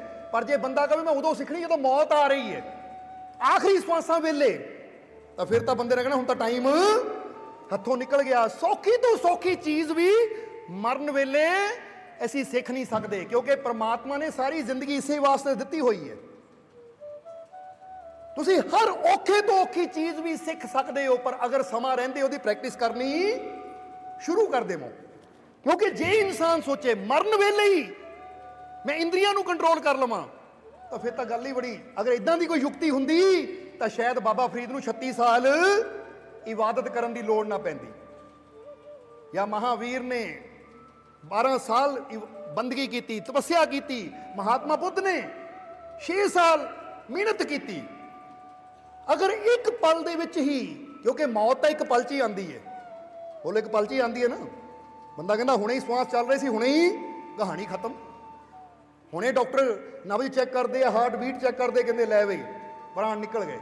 ਸੋ ਮੌਤ ਤਾਂ ਇੱਕ ਪਲ ਦੀ ਖੇਲ ਹੈ, ਔਰ ਇੱਕ ਪਲ ਦੇ ਵਿੱਚ ਸਾਡੀਆਂ ਇੰਦਰੀਆਂ ਸਾਡੇ ਕੰਟਰੋਲ 'ਚ ਆ ਜਾਣ। ਇਹ ਯੁਕਤੀ, ਐਸੀ ਕੋਈ ਯੁਕਤੀ ਨਹੀਂ ਹੈ, ਪਰ ਹਾਂ ਯੁਕਤੀ ਹੈ ਅਗਰ ਅਸੀਂ ਸਮਾਂ ਰਹਿੰਦੇ ਉੱਤੇ ਅਭਿਆਸ ਕਰਨਾ ਸ਼ੁਰੂ ਕਰ ਦਈਏ। ਹੁਣ ਇੱਕ ਬੰਦਾ ਸੋਚੇ ਕਿ ਸਾਰੀ ਜ਼ਿੰਦਗੀ ਮੈਂ ਬੱਚਿਆਂ ਨੂੰ ਆਵਾਜ਼ਾਂ ਮਾਰੀਆਂ, ਸਾਰੀ ਜ਼ਿੰਦਗੀ ਮੈਂ ਪਰਿਵਾਰ ਨੂੰ ਆਵਾਜ਼ਾਂ ਮਾਰੀਆਂ, ਹੁਣ ਅੰਤ ਵੇਲੇ ਮੌਤ ਆਂਦੀ ਹੈ ਤਾਂ ਮੇਰੀ ਸੁਰਤੀ ਪ੍ਰਮਾਤਮਾ ਨਾਲ ਜੁੜ ਜਾਵੇ। ਤਾਂ ਤੁਹਾਨੂੰ ਪਤਾ ਹੈ ਕਿ ਜਦੋਂ ਅੰਤ ਵੇਲੇ ਮੌਤ ਆਣੀ ਹੈ ਤਾਂ ਸਾਰੀ ਜ਼ਿੰਦਗੀ ਜਿਹਨੂੰ ਆਵਾਜ਼ਾਂ ਮਾਰੀਆਂ ਹੈ ਨਾ, ਮਰਨ ਵੇਲੇ ਵੀ ਬੰਦੇ ਨੇ ਉਹਨੂੰ ਆਵਾਜ਼ ਮਾਰਨੀ ਹੈ, ਮੇਰੀ ਧੀ ਕਿੱਥੇ, ਮੇਰਾ ਪੁੱਤਰ ਕਿੱਥੇ ਹੈ। ਜਿੱਦਾਂ ਅਸੀਂ ਨੱਥੂ ਲਾਲ ਦੀ ਗੱਲ ਕਈ ਵਾਰ ਦੱਸੀ ਦੀ ਹੈ ਕਿ ਨੱਥੂ ਲਾਲ ਬੜਾ ਲਾਲਚੀ ਬੰਦਾ ਸੀ, ਇੰਨਾ ਲਾਲਚੀ ਕਿ ਇੱਕ ਇੱਕ ਪੈਸਾ ਖਰਚਣ ਤੋਂ ਡਰਦਾ ਸੀ, ਇੱਕ ਇੱਕ ਪੈਸੇ ਨੂੰ ਬਚਾਉਂਦਾ ਸੀ। ਹੁਣ ਘਰ ਦੇ ਵਿੱਚ ਜਦੋਂ ਬਿਮਾਰ ਹੋਇਆ, ਇੰਨੀ ਤਬੀਅਤ ਵਿਗੜ ਗਈ ਤਾਂ ਬੱਚਿਆਂ ਨੇ ਕਿਹਾ ਪਿਤਾ ਜੀ ਹਸਪੀਟਲ ਲੈ ਜਾਈਏ। ਕਹਿੰਦਾ ਨਹੀਂ, ਮਰਨਾ ਮਨਜ਼ੂਰ ਹੈ ਪਰ ਹਸਪੀਟਲ ਗਏ ਤਾਂ ਉੱਥੇ ਬਿੱਲ ਬੜਾ ਆਣਾ ਹੈ, ਡਾਕਟਰ ਨੂੰ ਪੈਸਾ ਦੇਣਾ ਮਨਜ਼ੂਰ ਨਹੀਂ ਹੈ ਮੈਨੂੰ, ਜਾਨ ਬੇਸ਼ੱਕ ਮੇਰੀ ਚਲੀ ਜਾਵੇ। ਹੁਣ ਲੜਕੇ ਕੀ ਕਰ ਸਕਦੇ ਸੀ, ਬੱਚੇ ਕੀ ਕਰ ਸਕਦੇ ਸੀ। ਪਤਨੀ ਨੇ ਵੀ ਕਿਹਾ ਜੀ ਕੀ ਕਰਨਾ ਪੈਸੇ ਨੂੰ ਜੇ ਜਾਨ ਹੀ ਚਲੀ ਗਈ। ਤਾਂ ਉਸ ਵੇਲੇ ਨੱਥੂ ਲਾਲ ਕਹਿੰਦਾ ਮੇਰਾ ਪੈਸਾ, ਇਹ ਤਾਂ ਮੇਰੀ ਹੈ ਕਿ ਜਾਨ ਜਾਵੇ ਜਾਂ ਪੈਸਾ ਜਾਵੇ, ਸੋ ਜਾਨ ਬੇਸ਼ੱਕ ਚਲੀ ਜਾਵੇ, ਪੈਸਾ ਨਹੀਂ ਮੈਂ ਜਾਣ ਦੇਣਾ। ਹੁਣ ਘਰ ਦੇ ਮਜਬੂਰ ਹੋ ਗਏ, ਇਸ ਲਈ ਬਿਮਾਰ ਨੂੰ ਵੀ ਹਸਪੀਟਲ ਲੈ ਕੇ ਨਹੀਂ ਜਾ ਸਕਦੇ ਕਿਉਂਕਿ ਜਾਣ ਨੂੰ ਤਿਆਰ ਨਹੀਂ ਹੈ। ਆਖਰ ਘਰੇ ਹੀ ਡਾਕਟਰ ਨੂੰ ਬੁਲਾ ਲਿਆ। ਡਾਕਟਰ ਨੂੰ ਬੁਲਾ ਲਿਆ ਤਾਂ ਡਾਕਟਰ ਨੂੰ ਬੁਲਾ ਕੇ ਨਾਲ ਇਹ ਵੀ ਕਹਿਤਾ ਜੇ ਤੁਹਾਨੂੰ ਪੁੱਛਣ ਤੇ ਹੀ ਕਿਉਂ ਮੈਂ ਫ੍ਰੀ 'ਚ ਆਇਆ, ਮੁਫਤ 'ਚ ਆਇਆ, ਇਹ ਨਾ ਦੱਸਿਓ ਕਿ ਘਰ ਆਉਣ ਦੀ ਫੀਸ ਲਈ ਹੈ, ਨਹੀਂ ਤਾਂ ਉਹਨਾਂ ਨੇ ਸਾਨੂੰ ਗੁੱਸਾ ਕਰਨਾ ਹੈ ਕਿ ਤੁਸੀਂ ਡਾਕਟਰ ਨੂੰ ਘਰ ਫੀਸ ਦੇ ਕੇ ਬੁਲਾਇਆ, ਪੈਸੇ ਕਿਉਂ ਦਿੱਤੇ ਡਾਕਟਰ ਨੂੰ, ਐਵੇਂ ਲੜਨਗੇ ਸਾਡੇ ਨਾਲ। ਇਸ ਲਈ ਜਦੋਂ ਡਾਕਟਰ ਆਇਆ ਤਾਂ ਨੱਥੂ ਲਾਲ ਦੇਖ ਕੇ ਪਹਿਲਾਂ ਤਾਂ ਹੈਰਾਨ ਜਿਹਾ, ਡਾਕਟਰ ਕਿੱਦਾਂ ਘਰ 'ਚ ਆ ਗਿਆ। ਫਿਰ ਪੁੱਛਿਆ, ਡਾਕਟਰ ਕਹਿੰਦਾ ਫਿਕਰ ਨਾ ਕਰੋ, ਦਰਅਸਲ ਮੈਂ ਤੁਹਾਡੇ ਬੇਟੇ ਦਾ ਦੋਸਤ ਹਾਂ, ਉਹਨੇ ਤੁਹਾਡੀ ਬਿਮਾਰੀ ਬਾਰੇ ਦੱਸਿਆ ਤਾਂ ਮੈਂ ਤਾਂ ਤੁਹਾਨੂੰ ਦੇਖਣ ਆ ਗਿਆ। ਨਬਜ਼ ਨੂੰ ਵੀ ਦੇਖੀ, ਡਾਕਟਰ ਨੇ ਦਵਾਈ ਦਿੱਤੀ। ਨੱਥੂ ਲਾਲ ਨੇ ਕਿਹਾ ਦਵਾਈ ਦੇ ਪੈਸੇ, ਉਹ ਕਹਿੰਦਾ ਜੀ ਫਿਕਰ ਨਾ ਕਰੋ ਮੇਰੇ ਵੱਲੋਂ ਤੁਹਾਨੂੰ ਮੁਫਤ ਵਿੱਚ ਹੈ। ਨੱਥੂ ਲਾਲ ਕਹਿੰਦਾ ਠੀਕ ਹੈ। ਫਿਰ ਬੇਟੇ ਨੂੰ ਵੀ ਕਿਹਾ ਬੇਟਾ ਸ਼ਾਬਾਸ਼, ਇੱਦਾਂ ਦਾ ਦੋਸਤ ਹੈ ਤੇਰਾ, ਮੁਫਤ ਵਿੱਚ ਦੇਖ ਗਿਆ, ਮੁਫਤ ਵਿੱਚ ਦਵਾਈ ਦੇ ਗਿਆ। ਹੁਣ ਜ਼ਰਾ ਧਿਆਨ ਦੇਣ ਵਾਲੀ ਗੱਲ ਹੈ, ਆਖਰ ਇਸੇ ਤਰ੍ਹਾਂ ਤਬੀਅਤ ਜ਼ਿਆਦਾ ਵਿਗੜਦੀ ਵਿਗੜਦੀ ਵਿਗੜ ਗਈ, ਔਰ ਇੱਕ ਦਿਨ ਕੀ ਆ ਗਿਆ ਕਿ ਹੁਣ ਬੋਲ ਵੀ ਨਹੀਂ ਹੋ ਰਿਹਾ, ਥਥਲਾ ਕੇ ਬੋਲ ਰਿਹਾ ਹੈ, ਔਰ ਆਪਣੇ ਬੱਚਿਆਂ ਨੂੰ ਇਸ਼ਾਰੇ ਨਾਲ ਬੁਲਾਇਆ। ਪਤਨੀ ਆ ਗਈ, ਦੋ ਬੱਚੇ ਕੋਲ ਆ ਗਏ। ਜਦੋਂ ਪਤਨੀ ਆ ਗਈ, ਬੱਚੇ ਕੋਲ ਆ ਗਏ, ਉਹਨਾਂ ਨੂੰ ਕੁਝ ਕਹਿਣਾ ਚਾਹੁੰਦਾ ਹੈ ਪਰ ਹੁਣ ਅੰਦਰ ਇਦਾਂ ਦੀ ਤਕਲੀਫ ਹੈ ਕਿ ਆਵਾਜ਼ ਵੀ ਨਹੀਂ ਨਿਕਲ ਰਹੀ, ਇਸ ਲਈ ਉਹਨਾਂ ਨੂੰ ਕਹਿ ਰਿਹਾ ਝਾ ਝਾ ਝਾ ਝਾ। ਜਦੋਂ ਝਾ ਝਾ ਕਰਨ ਲੱਗ ਪਿਆ ਤਾਂ ਬੱਚਿਆਂ ਨੇ ਕਿਹਾ ਪਤਾ ਨਹੀਂ ਕਹਿਣਾ ਕੀ ਚਾਹੁੰਦੇ ਹੈ, ਕਿਤੇ ਝਾ ਝਾ ਕਰਦਿਆਂ ਜਾਨ ਹੀ ਨਾ ਨਿਕਲ ਜਾਵੇ, ਪਤਾ ਨਹੀਂ ਕੁਝ ਦੱਸਣਾ ਚਾਹੁੰਦੇ ਆ ਕਿ ਮੈਂ ਕਿਸੇ ਝਾੜੀ ਵਿੱਚ ਪੈਸਾ ਲੁਕੋਇਆ ਹੈ, ਕਿਉਂਕਿ ਇਦਾਂ ਦੇ ਬੰਦੇ ਦਾ ਕੀ ਪਤਾ ਪੈਸੇ ਕਿੱਥੇ ਕਿੱਥੇ ਦੱਬੇ ਹੈ। ਸ਼ਾਇਦ ਕੁਝ ਦੱਸਣਾ ਚਾਹੁੰਦੇ ਹੈ ਕਿ ਝਾ ਝਾ ਝਾ ਹੀ ਕਰ ਰਹੇ, ਅੱਗੇ ਲਫ਼ਜ਼ ਹੀ ਨਹੀਂ ਨਿਕਲਦਾ ਕਿਉਂਕਿ ਜ਼ੁਬਾਨ ਹਕਲਾ ਰਹੀ ਹੈ, ਥਥਲਾ ਰਹੀ ਹੈ। ਆਖਰ ਦੋਸਤ ਨੇ ਡਾਕਟਰ ਨੂੰ ਬੁਲਾਇਆ ਕਿ ਡਾਕਟਰ ਸਾਹਿਬ ਜਲਦੀ ਆ ਜਾਓ, ਇਸ ਤੋਂ ਪਹਿਲਾਂ ਕਿ ਸਾਡਾ ਬਾਪ ਝਾ ਝਾ ਕਰਦਾ ਹੀ ਮਰ ਜਾਵੇ, ਕੋਈ ਇਦਾਂ ਦਾ ਇੰਜੈਕਸ਼ਨ ਜਾਂ ਇਦਾਂ ਦੀ ਦਵਾਈ ਦੇ ਦਿਓ ਕਿ ਆਪਣਾ ਸ਼ਬਦ ਤਾਂ ਪੂਰਾ ਕਰੇ।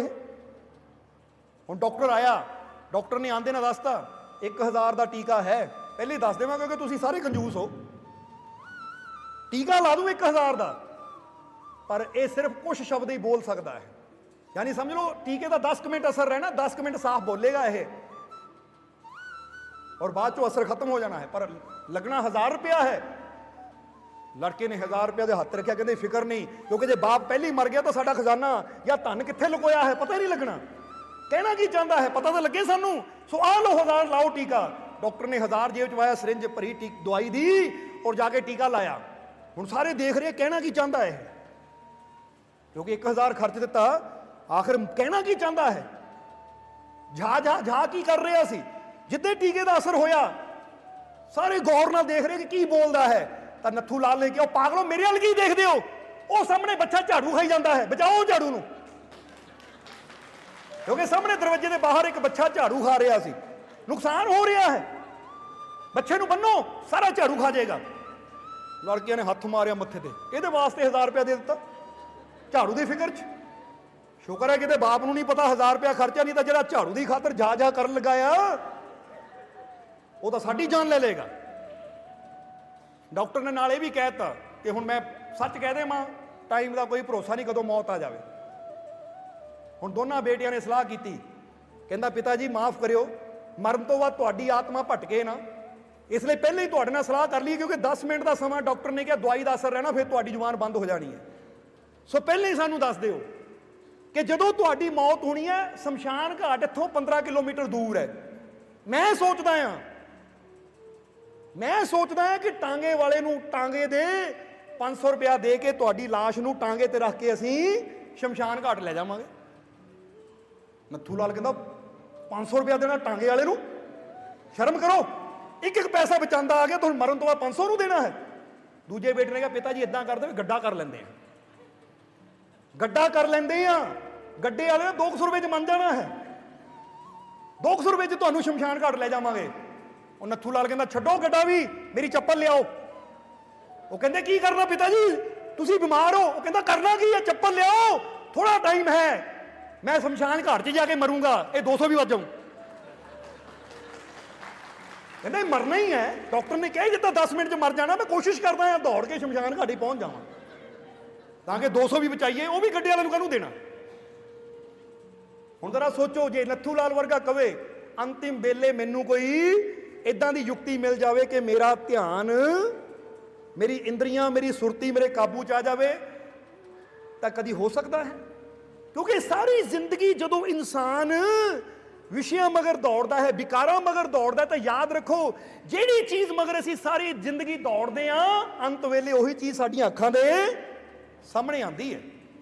ਕਈ ਵਾਰ ਤੁਸੀਂ ਦੇਖਦੇ ਨਾ, ਬੰਦਾ ਇੱਕ ਫਿਲਮ ਦੇਖ ਕੇ ਆਉਂਦਾ, ਰਾਤ ਨੂੰ ਸੌਂਦਾ ਤਾਂ ਸੁਪਨੇ 'ਚ ਵੀ ਉਹ ਫਿਲਮ ਦੇ ਸੀਨ ਹੀ ਚੱਲਦੇ ਰਹਿੰਦੇ ਆ, ਕਿਉਂਕਿ ਜੋ ਅਸੀਂ ਦੇਖਦੇ ਹਾਂ ਉਹੀ ਤਾਂ ਸਾਨੂੰ ਅੰਦਰ ਨਜ਼ਰ ਆਣਾ ਹੈ। ਇਸ ਲਈ ਇੰਦਰੀਆਂ ਨੂੰ ਕੰਟਰੋਲ ਕੀਤਾ ਜਾ ਸਕਦਾ ਹੈ, ਆਪਣੇ ਮਨ ਨੂੰ ਕੰਟਰੋਲ ਕੀਤਾ ਜਾ ਸਕਦਾ ਹੈ, ਪਰ ਉਹਦੇ ਵਾਸਤੇ ਸਮਾਂ ਰਹਿੰਦੇ ਅਭਿਆਸ ਕਰਨ ਦੀ ਜ਼ਰੂਰਤ ਹੈ। ਤਾਂ ਹੀ ਤਾਂ ਗੁਰੂਆਂ ਨੇ ਵੀ ਕਿਹਾ ਉਠਤ ਬੈਠਤ ਸੌਂਬਤ ਧਿਆਈਏ, ਮਾਰਗ ਚਲਤਿਆਂ ਹਰੀ ਹਰ ਗਾਈਏ। ਉਹ ਕਹਿੰਦੇ ਯੁਕਤੀ ਲੈ ਤਾਂ ਕਿ ਉੱਠਦੇ ਬੈਠਦੇ ਸੌਂਦੇ ਜਾਗਦੇ ਤੂੰ ਆਪਣੇ ਪ੍ਰਮਾਤਮਾ ਨੂੰ ਯਾਦ ਕਰ ਸਕੇ, ਕਿਉਂਕਿ ਜਿਹੜੀ ਚੀਜ਼ ਤੁਰਦੇ ਫਿਰਦੇ ਉੱਠਦੇ ਬੈਠਦੇ ਕਰੇਗਾ, ਆਖਿਰ ਮਰਨ ਲੱਗੇ ਉਹੀ ਚੀਜ਼ ਤਾਂ ਤੇਰੇ ਸਾਹਮਣੇ ਆਏਗੀ। ਬੋਲੋ ਸਮਝਦੇ ਹੋ ਕਿ ਨਹੀਂ? ਇਸ ਲਈ ਅਗਰ ਜੀਂਦੇ ਜੀ ਅਸੀਂ ਆਪਣੀਆਂ ਇੰਦਰੀਆਂ ਨੂੰ ਕੰਟਰੋਲ ਕਰਨਾ ਸਿੱਖ ਗਏ, ਜੀਂਦੇ ਜੀ ਅਗਰ ਅਸੀਂ ਆਪਣੇ ਮਨ ਨੂੰ ਕੰਟਰੋਲ ਕਰਨਾ ਸਿੱਖ ਗਏ, ਤਾਂ ਯਾਦ ਰੱਖੋ ਜਦੋਂ ਮੌਤ ਆਣੀ ਹੈ ਉਦੋਂ ਆਪਣੇ ਆਪ ਸਾਡੀ ਸੁਰਤੀ ਆਪਣੇ ਪ੍ਰਭੂ ਨਾਲ ਜੁੜ ਜਾਣੀ ਹੈ। ਜਿੱਦਾਂ ਕਛੂਆ ਹੁੰਦਾ ਹੈ ਨਾ, ਕਿ ਕਛੂਏ ਦੇ ਕੋਲ ਇਹ ਕੰਟਰੋਲ ਹੁੰਦਾ ਹੈ ਕਿ ਜਦੋਂ ਖਤਰੇ ਨੂੰ ਦੇਖਦਾ ਹੈ, ਆਪਣੇ ਅੰਗਾਂ ਨੂੰ, ਆਪਣੇ ਮੂੰਹ ਨੂੰ, ਆਪਣੇ ਹੱਥਾਂ ਪੈਰਾਂ ਨੂੰ ਉਹ ਆਪਣੀ ਕਬਜ਼ ਵਿੱਚ ਖਿੱਚ ਲੈਂਦਾ ਹੈ ਔਰ ਪੱਥਰ ਦੀ ਤਰ੍ਹਾਂ ਪੈ ਜਾਂਦਾ ਹੈ। ਫਿਰ ਉਹਦੇ ਉੱਪਰ ਕੋਈ ਜਾਨਵਰ ਬੈਠੇ, ਕੋਈ ਪੰਜੇ ਮਾਰੇ, ਕਛੂਏ ਦਾ ਬਾਲ ਵੀ ਵਿੰਗਾ ਨਹੀਂ ਹੁੰਦਾ।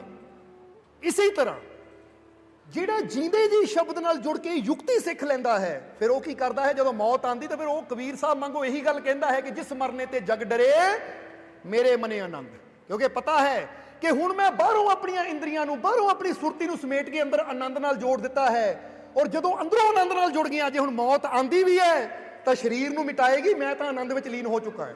ਕਿਉਂਕਿ ਪਹਿਲਾਂ ਹੀ ਦੱਸਿਆ ਹੈ ਕਿ ਸਰੀਰ ਮਿੱਟੀ ਦਾ ਹੈ, ਮੌਤ ਇਹ ਮਿੱਟੀ ਨੂੰ ਤਾਂ ਮਿਟਾ ਸਕਦੀ ਹੈ, ਪਰ ਆਤਮਾ ਨੂੰ ਬਾਰੇ ਕੀ ਕਿਹਾ ਗਿਆ ਹੈ? ਆਤਮਾ ਨੂੰ ਪਰਮਾਤਮਾ ਦਾ ਅੰਸ਼ ਕਿਹਾ ਗਿਆ ਹੈ। ਤਾਂ ਹੀ ਤਾਂ ਸ਼੍ਰੀ ਕ੍ਰਿਸ਼ਨ ਨੇ ਗੀਤਾ 'ਚ ਕਿਹਾ ਹੈ, ਇਹਨੂੰ ਨਾ ਅਸਤਰ ਕੱਟ ਸਕਦਾ, ਨਾ ਸ਼ਸਤਰ ਭੇਦ ਸਕਦਾ ਹੈ, ਨਾ ਅਗਨੀ ਸਾੜ ਸਕਦੀ ਹੈ, ਨਾ ਜਲ ਡੁਬੋ ਸਕਦਾ ਹੈ, ਨਾ ਹਵਾ ਉਡਾ ਸਕਦੀ ਹੈ, ਕਿਉਂਕਿ ਆਤਮਾ ਪਰਮਾਤਮਾ ਦਾ ਹੀ ਰੂਪ ਹੈ। ਹੁਣ ਜਦੋਂ ਜੀਦੇ ਜੀ ਅਸੀਂ ਇਹ ਆਤਮਾ ਨੂੰ ਜਾਣ ਲਿਆ, ਆਪਣੇ ਅੰਦਰਲੇ ਪਰਮਾਨੰਦ ਨੂੰ ਜਾਣ ਲਿਆ ਕਿ ਗਾਗਰ ਦੇ ਅੰਦਰ ਹੀ ਉਹ ਅਥਾਹ ਸਾਗਰ ਬੈਠਾ ਹੋਇਆ ਹੈ, ਜਦੋਂ ਜੀਂਦੇ ਜੀ ਸਾਨੂੰ ਉਹਦੇ ਨਾਲ ਜੁੜਨਾ ਆ ਗਿਆ, ਤਾਂ ਹੁਣ ਜਦੋਂ ਮੌਤ ਆਏਗੀ ਤਾਂ ਫਿਰ ਕੀ ਹੋਏਗਾ? ਉਹੀ ਕਛੂਏ ਵਾਂਗੂ, ਕਛੂਆ ਦੇਖਦਾ ਸਾਹਮਣੇ ਉਹ ਮੇਰਾ ਦੁਸ਼ਮਣ ਆ ਰਿਹਾ ਹੈ ਜਾਂ ਸਾਹਮਣੇ ਉਹ ਖਤਰਾ ਆ ਰਿਹਾ, ਉਹ ਆਪਣੀਆਂ ਇੰਦਰੀਆਂ ਨੂੰ ਸਮੇਟ ਲੈਂਦਾ ਹੈ। ਜਰਾ ਗੌਰ ਕਰਨਾ, ਕਿਉਂਕਿ ਇਹਨਾਂ ਨੂੰ ਤਾਂ ਇੰਦਰੀਆਂ ਕਿਹਾ ਜਾਂਦਾ ਹੈ। ਅੱਖਾਂ ਨਾਲ ਦੇਖਣਾ, ਕੰਨਾਂ ਨਾਲ ਸੁਣਨਾ, ਜ਼ੁਬਾਨ ਨਾਲ ਸਵਾਦ ਲੈਣਾ, ਬੋਲਣਾ, ਨੱਕ ਨਾਲ ਗੰਧ ਲੈਣੀ, ਇਹੀ ਤਾਂ ਕਹਿੰਦੇ ਗਿਆਨ ਇੰਦਰੀਆਂ। ਤਾਂ ਹੀ ਜਰਾ ਸਮਝਣਾ।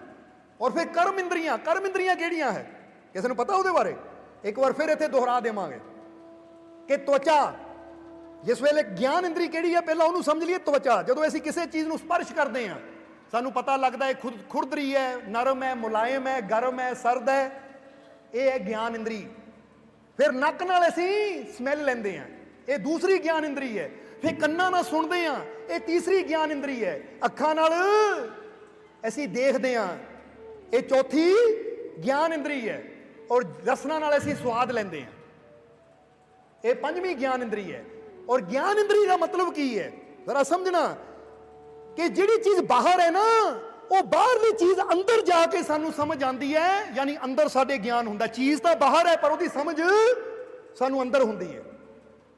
जिद्दां हुण फुੱਲ बाहर है पर अखां दे जरिए उसकी सुंदरता साडे अंदर जाती है। असीं इत्थे समझदे बड़ा सुंदर फुੱਲ है, उसदा ज्ञान कित्थे होया? साडे अंदर। इहनूं कहंदे ज्ञान।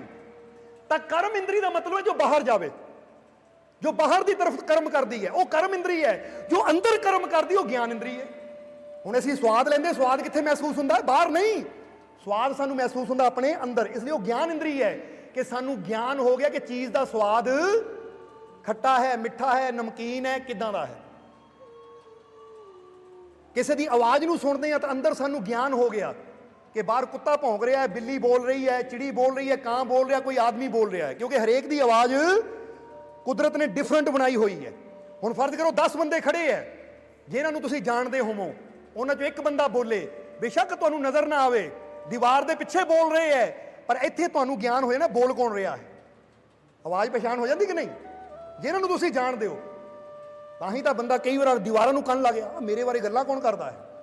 आ गुआंढी बोल रहा, मेरी पत्नी बोल रही है, मेरा पति बोल रहा, मेरा भरा बोल रहा, मेरा बाप बोल रहा, नज़र बेशक ना आवे। हुण जरा गौर करो, फर्ज करो तुसीं बैठे हो, तुहानूं फोन आ जाए। हुण जिन्हां नूं तुसीं अच्छी तरह जानदे हो, तुहाडे परिवार दे मैंबर है, हुण उन्हां दी आवाज़ सुणदे हैलो कहंदे ही तुहानूं पता लग जांदा अगे कौन बोल रहा है। बेशक वो जिहड़े मर्जी नंबर तो कॉल कर लैण, पर आवाज़ तो पता लग जाता है कि मेरी पत्नी है, मेरा पति है, मेरा बेटा या मेरा बाप बोल रहा है। हुण जिन्हां नूं नहीं जानदे, चलो उन्हां दी तां आवाज़ भी बंदे नूं नहीं पता हुंदी। इहनूं कहंदे ज्ञान, कि आवाज़ नाल ही मैनूं ज्ञान हो गया कि बाहर कौन है, बोल कौन रहा है। स्वाद नाल ही मैनूं ज्ञान हो गया कि चीज़ खट्टी है, मिठी है, कौड़ी है, किदां दी है। इसलिए ज्ञान इंद्री का मतलब है जो चीज़ बाहर है पर उहदा ज्ञान, उहदी समझ साडे अंदर हुंदी है। इसलिए आवाज़ हो गई, अखां नाल देखना हो गया, जुबान नाल स्वाद लेना हो गया, नक नाल गंध लैनी हो गई, त्वचा नाल स्पर्श करना हो गया। हुण कपड़ा असीं इत्थे फड़दे हां, सख्त है, नरम है, पर ज्ञान सानूं अंदर हुंदा है। हुण कर्म इंद्री का मतलब की है? कर्म इंद्री जो सानू बाहर जोड़ती है। हुण पैरां नाल असीं बाहर चल के जांदे, कर्म इंद्री है, क्योंकि असीं चल के जांदे हैं। हत्थां नाल असीं कर्म करते हैं, मेहनत करते हैं, यह कर्म इंद्री। इन्हां नाल पैरां नाल अच्छे पासे भी चल के जा सकते हैं, कहंदे ना अच्छा कर्म भी कर सकते हैं, बुरा कर्म भी कर सकते हैं। ये पैरां नाल कोई ठेके चल के जा सकता, कोई जूआ घर चल के जा सकता, तो ना पैरां नाल बंदा सत्संग च भी चल के जा सकता है, किसी गरीब की मदद करन भी चल के जा सकता है, वो नेक कर्म है।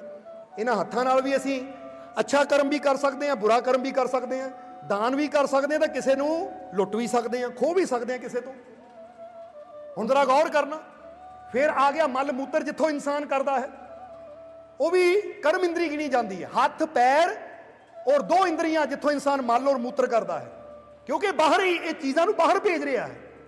और फिर आ गई साडी आवाज़, साडा ये मूँह, क्योंकि बोल के असीं दूजे नाल जुड़ते हैं, इसलिए अच्छा भी बोल सकते हैं, बुरा भी बोल सकते हैं। इसलिए जो 5 कर्म इंद्रियां आंदियां है, तो जिहड़ियां कर्म इंद्रियां है ये अच्छा भी करवांदियां है, बुरा भी करवांदियां है। तां ही कहंदे जे कर्म करने तो अच्छा कर्म कर। पर जिहड़ियां ज्ञान इंद्रियां है ਇਹਦਾ अच्छे बुरे नाल कोई संबंध नहीं है। ये सिर्फ सानू ज्ञान कराने वास्ते कि बाहर चीज़ कैसी है, समझते हो कि नहीं? इसलिए तां ही किया जाता, रब ने हथ पैर दिते हुए है तो अच्छी जगह चल के जाओ, इन्हां हत्थां नाल दान पुण्य करो, सेवा करो, कोई भलाई का काम करो, ये जुबान नाल अच्छे बोल बोलो। और जरा समझना सारे जी, इसलिए हुण ये 5 कर्म इंद्रियां, 5 ज्ञान इंद्रियां, ये 10 इंद्रियां बन जांदियां है। हुण कछुआ की करता है? हुण कछुआ अपने हत्थां पैरां नूं और अपने सिर नूं अपने कवच विच लै जांदा है। इहनूं कहंदे अपणियां इंद्रियां नूं उहनां 10 इंद्रियां नूं अंदर लै लिया। हुण बाहर खाली कवच है कि दुश्मन उहदा कुछ भी बिगाड़ नहीं सकता।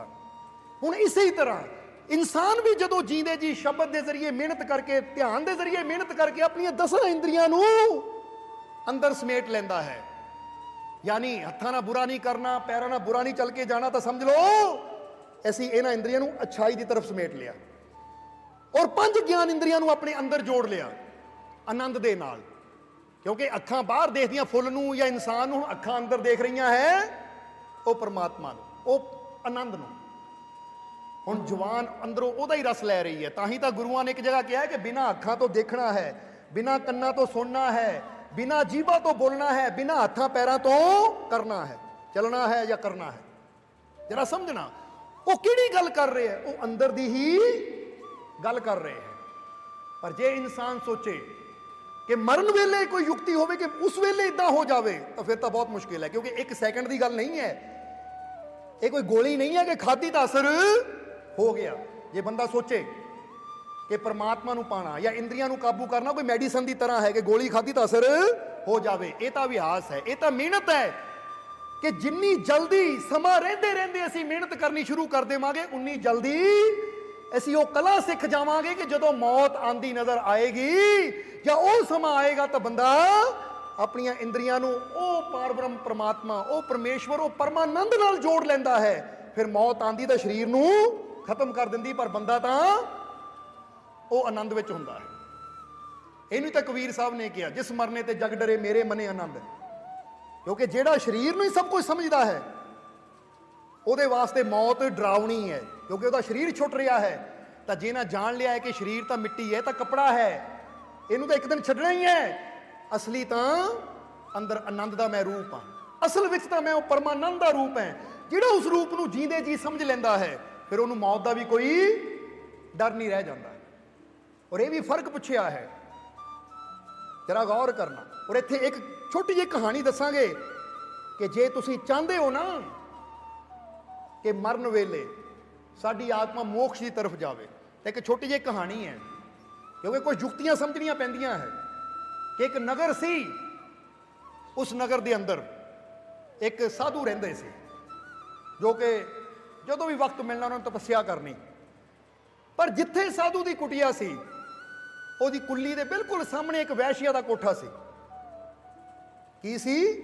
एक वैश्या का कोठा, जिथे रात नूं चंगे रंग तमाशे चलने, कई लोगों ने आना जाना, क्योंकि सारी सारी रात ਉਹਦੇ कोठे ते नाच गाना चलना। हुण जदों साधु ने देखना तो मन ही मन ਉਹਨੂੰ गुस्सा आना कि वैश्या कर की रही है।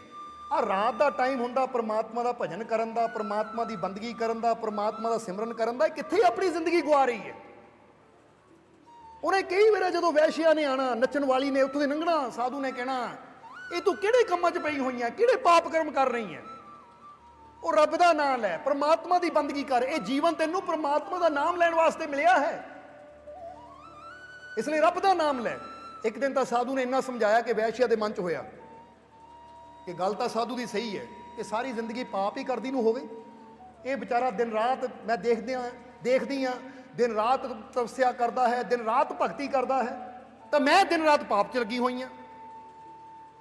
पर मैं हुण कर भी की सकदी हाँ, अपनी रोजी रोटी कमाउण वास्ते नाच रंग तो मैनू, नाच गायन तो मैनू करना ही पैना है।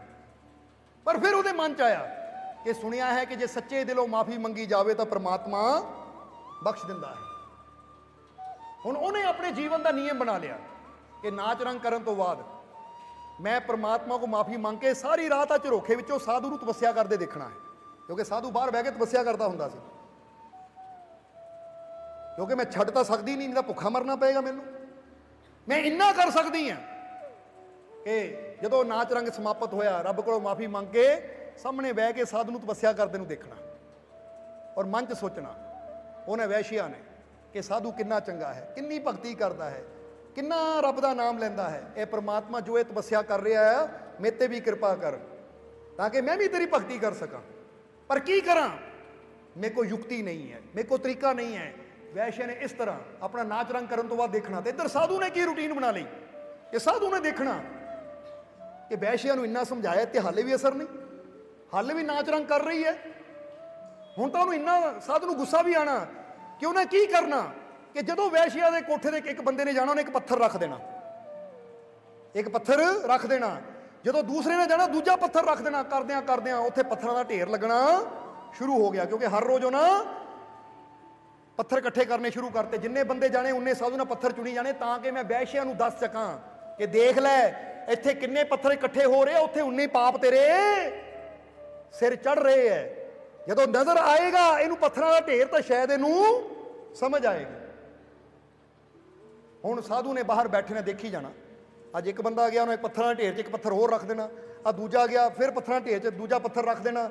ਯਾਨੀ ਹੌਲੀ ਹੌਲੀ ਪੱਥਰਾਂ ਦਾ ਢੇਰ ਵੱਧਦਾ ਚਲਾ ਗਿਆ। ਇੱਧਰ ਵੈਸ਼ੀਆ ਨੇ ਆਪਣਾ ਕਰਮ ਕਰਨ ਤੋਂ ਬਾਅਦ ਰੱਬ ਦੇ ਕੋਲੋਂ ਮਾਫੀ ਮੰਗਣੀ ਔਰ ਸਾਧੂ ਦੀ ਬੰਦਗੀ ਦੀ ਤਰਫ ਦੇਖਣਾ। ਇਹ ਬੈਠਾ ਰੱਬ ਦੀ ਭਗਤੀ ਕਰ ਰਿਹਾ, ਪਰ ਨਾਲ ਨਾਲ ਉਹਨੇ ਦੇਖਣਾ ਕਿ ਸਾਧੂ ਪੱਥਰ ਵੀ ਚੁਣ ਚੁਣ ਕੇ ਰੱਖ ਰਿਹਾ, ਕਰ ਕੀ ਰਿਹਾ ਹੈ। ਇੱਕ ਦਿਨ ਵੈਸ਼ੀਆ ਨੇ ਪੁੱਛ ਲਿਆ ਕਿ ਸਾਧੂ ਮਹਾਰਾਜ ਕੀ ਕਰ ਰਹੇ ਹੋ, ਆ ਪੱਥਰਾਂ ਦਾ ਢੇਰ ਕਿਉਂ ਲਾ ਰਹੇ ਹੋ? ਤਾਂ ਸਾਧੂ ਨੇ ਕਿਹਾ ਤੈਨੂੰ ਦੱਸਣ ਵਾਸਤੇ ਕਿ ਰੋਜ਼ ਕਿੰਨੇ ਪਾਪ ਕਰਦੀ ਹੈ, ਦੇਖ ਤੂੰ ਕਿੰਨੇ ਪਾਪ ਕਰਦੀ ਹੈ। ਆ ਜਿੰਨੇ ਤੂੰ ਰੋਜ਼ ਪਾਪ ਕਰਦੀ ਹੈ ਨਾ, ਜਿੰਨੇ ਬੰਦੇ ਤੇਰੇ ਘਰ ਆਉਂਦੇ ਆ, ਮੈਂ ਇੱਕ ਇੱਕ ਪੱਥਰ ਚੁਣਦਾ ਆ ਗਿਆ। ਅੱਜ ਇੰਨੇ ਮਹੀਨਿਆਂ 'ਚ ਇਹ ਕਿੱਡਾ ਪੱਥਰਾਂ ਦਾ ਢੇਰ ਲੱਗ ਗਿਆ। ਦੇਖ ਇੰਨੇ ਪਾਪ ਤੇਰੇ ਇਕੱਠੇ ਹੋ ਗਏ, ਪਹਿਲਾਂ ਪਤਾ ਨਹੀਂ ਤੂੰ ਕਿੰਨੇ ਇਕੱਠੇ ਕੀਤੇ ਹੋਣੇ। ਕੋਈ ਖੌਫ ਕਰ, ਕੋਈ ਡਰ। ਹੁਣ ਵੈਸ਼ੀਆ ਨੇ ਜਦੋਂ ਦੇਖਿਆ ਤਾਂ ਉਸ ਵੇਲੇ ਉਹਨਾਂ ਸਾਧੂ ਦੇ ਚਰਨਾਂ ਤੇ ਸਿਰ ਰੱਖ ਦਿੱਤਾ। ਕਹਿੰਦੀ ਮਹਾਰਾਜ ਇੰਨੇ ਪਾਪ ਮੇਰੇ ਤੋਂ ਹੋਏ ਆ, ਮੈਨੂੰ ਕੋਈ ਯੁਕਤੀ ਦਿਓ। ਉਹ ਕਹਿੰਦਾ ਮੈਂ ਤੈਨੂੰ ਯੁਕਤੀ ਨਹੀਂ ਦੇਣੀ, ਤੇਰੇ ਵਰਗੀ ਪਾਪੀ ਨੂੰ ਮੈਂ ਕੀ ਯੁਕਤੀ ਦੇਵਾਂ, ਜਾ ਤੂੰ ਚਲੀ ਜਾ। ਕਹਿੰਦੇ ਸਾਧੂ ਨੇ ਉਹਨੂੰ ਝਿੜਕ ਮਾਰ ਕੇ ਪਿੱਛੇ ਦੜਾ ਦਿੱਤਾ। ਪਰ ਵੈਸ਼ੀਆ ਹੁਣ ਰੋਣ ਲੱਗੀ ਕਿ ਹੇ ਪ੍ਰਭੂ, ਹੇ ਭਗਵਾਨ, ਮੇਰੇ ਤੋਂ ਇੰਨੇ ਪਾਪ ਹੋ ਗਏ, ਤੂੰ ਬਖਸ਼ਣਹਾਰ ਹੈ, ਮੈਨੂੰ ਬਖਸ਼। ਸੱਚੇ ਦਿਲੋਂ ਮਾਫੀ ਮੰਗੀ। ਕਹਿੰਦੇ ਸਮਾਂ ਗੁਜ਼ਰਿਆ, ਇੱਕ ਦਿਨ ਕੀ ਹੋਇਆ, ਭੁਚਾਲ ਆ ਗਿਆ। ਇਹ ਕਹਾਣੀ ਸਾਨੂੰ ਗਿਆਨ ਦੇਣ ਵਾਸਤੇ ਹੈ, ਤੇਰਾ ਸਮਝਣਾ। ਇੱਕ ਦਿਨ ਭੁਚਾਲ ਆਇਆ। ਭੁਚਾਲ ਦੇ ਵਿੱਚ ਕੀ ਹੋਇਆ, ਜਿੱਥੇ ਉਹ ਨਗਰ ਸੀ ਉਹ ਸਾਰਾ ਨਗਰ ਤਬਾਹ ਹੋ ਗਿਆ। ਸਾਧੂ ਦੀ ਵੀ ਮੌਤ ਹੋ ਗਈ, ਵੈਸ਼ੀਆ ਦੀ ਵੀ ਮੌਤ ਹੋ ਗਈ। ਹੁਣ ਜਦੋਂ ਦੋਨਾਂ ਦੀ ਆਤਮਾ ਜਾ ਰਹੀ ਹੈ, ਜਦੋਂ ਦੋਨਾਂ ਦੀ ਆਤਮਾ ਜਾ ਰਹੀ ਹੈ ਪਰਮਾਤਮਾ ਦੇ ਘਰ 'ਚ, ਤਾਂ ਕਿਹਾ ਜਾਂਦਾ ਹੈ ਕਿ ਸਾਧੂ ਨੂੰ ਸੀਗਾ ਕਿ ਮੈਂ ਤਾਂ ਸਵਰਗ 'ਚ ਜਾਊਂ, ਕਿਉਂਕਿ ਸਾਰੀ ਜ਼ਿੰਦਗੀ ਮੈਂ ਰੱਬ ਦਾ ਨਾਮ ਲਿਆ ਹੈ, ਕੋਈ ਸ਼ੰਕਾ ਨਹੀਂ ਹੈ। ਤੇ ਇਧਰ ਵੈਸ਼ੀਆ ਡਰਦੀ ਜਾ ਰਹੀ ਹੈ ਕਿ ਮੈਂ ਤਾਂ ਬਹੁਤ ਪਾਪ ਕਰਮ ਕੀਤੇ ਹੈ, ਪਰ ਸੱਚੇ ਦਿਲੋਂ ਰੱਬ ਕੋਲੋਂ ਮਾਫੀ ਵੀ ਮੰਗੀ ਹੈ। ਹੁਣ ਦੇਖਦੇ ਆ ਮੇਰਾ ਰੱਬ ਮੈਨੂੰ ਬਖਸ਼ਦਾ ਹੈ ਜਾਂ ਮੈਨੂੰ ਨਰਕਾਂ 'ਚ ਲੈ ਕੇ ਜਾਂਦਾ ਹੈ। ਹੁਣ ਜਦੋਂ ਦੋਨਾਂ ਦੀ ਆਤਮਾ ਪਰਮਾਤਮਾ ਕੋਲ ਪਹੁੰਚੀ ਤਾਂ ਉਸ ਲਈ ਪਰਮਾਤਮਾ ਨੇ ਦੋਨਾਂ ਹੀ ਤਰਫ ਦੇਖਿਆ। ਜਦੋਂ ਦੋਨਾਂ ਹੀ ਤਰਫ ਦੇਖਿਆ ਤਾਂ ਸਾਧੂ ਬੜੇ ਮਾਣ ਨਾਲ ਖੜਾ ਹੈ ਕਿ हे ਭਗਵਾਨ ਕੀ ਹੁਕਮ ਹੈ, ਮੈਂ ਤੇਰਾ ਦਾਸ। ਤਾਂ ਭਗਵਾਨ ਨੇ ਕਿਹਾ ਮੇਰਾ ਦਾਸ, ਫਿਰ ਮੇਰਾ ਹੁਕਮ ਹੈ ਤੂੰ ਨਰਕ 'ਚ ਜਾ। ਸਾਧੂ ਹੈਰਾਨ ਰਹਿ ਗਿਆ, ਕਮਾਲ ਦੀ ਗੱਲ ਹੈ, ਮੈਂ ਰੱਬ ਦਾ ਨਾਂ ਲੈਣ ਵਾਲਾ ਮੈਨੂੰ ਨਰਕ 'ਚ ਭੇਜ ਰਿਹਾ। ਤਾਂ ਵੈਸ਼ੀਆ ਨੂੰ ਕਿਹਾ, ਜਦੋਂ ਵੈਸ਼ੀਆ ਨੇ ਕਿਹਾ हे ਭਗਵਾਨ, ਮੈਂ ਤਾਂ ਸਾਰੀ ਜ਼ਿੰਦਗੀ ਪਾਪ ਕੀਤੇ ਹੈ, ਪਰ ਤੂੰ ਬਖਸ਼ਣਹਾਰ ਹੈ, ਮੈਨੂੰ ਬਖਸ਼ਿਆ ਜਾਂ ਨਹੀਂ? ਪਰਮਾਤਮਾ ਨੇ ਕਿਹਾ ਤੂੰ ਸਵਰਗ ਚਲੀ ਜਾ। ਹੁਣ ਤੁਹਾਡੇ ਮਨ 'ਚ ਵੀ ਹੋਏਗਾ ਕਿ ਪਰਮਾਤਮਾ ਕੀ ਕਰ ਰਿਹਾ, ਨਾ ਇਨਸਾਫੀ। ਤਾਂ ਸਾਧੂ ਨੇ ਵੀ ਇਹੀ ਪੁੱਛਿਆ ਕਿ हे ਪ੍ਰਭੂ, ਇਹ ਕੀ ਨਾ ਇਨਸਾਫੀ ਹੈ, ਤੂੰ ਮੈਨੂੰ ਸਵਰਗ ਭੇਜਣ ਦੀ ਬਜਾਏ ਨਰਕ ਭੇਜ ਰਿਹਾ, ਇਹਨੂੰ ਨਰਕ ਭੇਜਣ ਦੀ ਬਜਾਏ ਸਵਰਗ ਭੇਜ ਰਿਹਾ, ਕਿਉਂ? ਤਾਂ ਪਰਮਾਤਮਾ ਨੇ ਕਿਹਾ, ਹੁਣ ਜ਼ਰਾ ਧਿਆਨ ਦੇਣਾ, ਇਹੀ ਰਮਜ਼ ਦੀ ਗੱਲ ਹੈ ਜੋ ਅਸੀਂ ਸਮਝਣੀ ਹੈ। ਪਰਮਾਤਮਾ ਨੇ ਕਿਹਾ ਐ ਸਾਧੂ, ਦਰਅਸਲ ਤੈਨੂੰ ਮੈਂ ਨਰਕ ਇਸ ਲਈ ਭੇਜ ਰਿਹਾ ਸੀ ਕਿ ਤੂੰ ਸਾਰੀ ਜ਼ਿੰਦਗੀ, ਜਿੰਨਾ ਵੀ ਤੈਨੂੰ ਲਾਸਟ ਵਿੱਚ ਆਖਰੀ ਸਮਾਂ ਮਿਲਿਆ, ਤੂੰ ਤਾਂ ਵੈਸ਼ੀਆ ਦੇ ਪਾਪ ਹੀ ਗਿਣਦਾ ਰਿਹਾ, ਪੱਥਰ ਹੀ ਇਕੱਠਾ ਕਰਦਾ ਰਿਹਾ, ਕਿਉਂਕਿ ਤੇਰੀ ਨਜ਼ਰ ਵੈਸ਼ੀਆ ਦੇ ਪਾਪਾਂ ਤੇ ਸੀ। ਤੂੰ ਬਹਿੰਦਾ ਵੀ ਸੀ ਤਾਂ ਵੀ ਤੇਰੇ ਧਿਆਨ 'ਚ ਕੀ ਹੁੰਦਾ ਸੀ, ਆ ਵੈਸ਼ੀਆ ਗਿਆ, ਹੁਣ ਦੂਜਾ ਆ ਗਿਆ, ਤੀਜਾ ਆ ਗਿਆ। ਤੂੰ ਦੇਖ ਕੇ ਇੱਕ ਪੱਥਰ ਚੱਕ ਕੇ ਇਕੱਠੇ ਕਰਦਾ ਰਿਹਾ। ਇਹਦਾ ਮਤਲਬ ਤੂੰ ਮੇਰਾ ਨਾਮ ਨਹੀਂ ਲਿਆ, ਤੂੰ ਤਾਂ ਜਿੰਨਾ ਵੀ ਤੇ ਕੋ ਅੰਤਿਮ ਸਮਾਂ ਸੀ ਉਹਦੇ ਪਾਪਾਂ ਨੂੰ ਗਿਣ 'ਚ ਲਾ ਦਿੱਤਾ ਤੂੰ। ਇੱਥੋਂ ਕੀ ਸਮਝ ਆਉਂਦੀ ਹੈ? ਕਈ ਬੰਦਾ ਹੁੰਦਾ ਨਾ, ਕਈ ਵਾਰ ਕਈ ਜੀਵ ਹੁੰਦੇ ਆ, ਉਹ ਆਪ ਤਾਂ ਸਿਮਰਨ ਕਰਦੇ ਆ ਪਰ ਦੂਜਿਆਂ ਦੇ ਪਾਪਾਂ ਨੂੰ ਗਿਣ 'ਚ ਲੱਗੇ ਰਹਿੰਦੇ ਆ। ਜਿੱਦਾਂ ਕਿਹਾ ਜਾਂਦਾ ਹੈ ਕਿ ਹਜ਼ੂਰ ਮੁਹੰਮਦ ਸਾਹਿਬ ਜਦੋਂ ਸਵੇਰੇ ਸਵੇਰੇ ਉੱਠੇ, ਅੰਮ੍ਰਿਤ ਵੇਲੇ ਨਮਾਜ਼ ਪੜ੍ਹਨ ਜਾ ਰਹੇ ਹੈ ਮਸਜਿਦ ਦੀ ਤਰਫ, ਤਾਂ ਉਹਨਾਂ ਨੇ ਆਪਣੇ ਇੱਕ ਸੇਵਾਦਾਰ ਨੂੰ ਵੀ ਨਾਲ ਲਿਆ, ਤੁਰ ਪਏ। ਜਦੋਂ ਤੁਰੇ ਜਾ ਰਹੇ ਹੈ ਤਾਂ ਸੇਵਾਦਾਰ ਨੇ ਕਿਹਾ, ਸੇਵਕ ਨੇ ਕਿਹਾ ਕਿ ਹਜ਼ੂਰ ਦੇਖੋ, ਅਸੀਂ ਸਵੇਰੇ ਸਵੇਰੇ ਅੰਮ੍ਰਿਤ ਵੇਲੇ ਉੱਠ ਕੇ ਨਮਾਜ਼ ਪੜ੍ਹਨ ਜਾ ਰਹੇ ਆ, ਕਿੰਨੇ ਲੋਕ ਸੁੱਤੇ ਪਏ ਆ ਲੋਕ ਸੁੱਤੇ ਪਏ ਪਾਪੀ, ਆ ਨਮਾਜ਼ ਦਾ ਟਾਈਮ ਹੈ ਤਾਂ ਸੌ ਕੇ ਗੁਜ਼ਾਰ ਰਹੇ ਹੈ।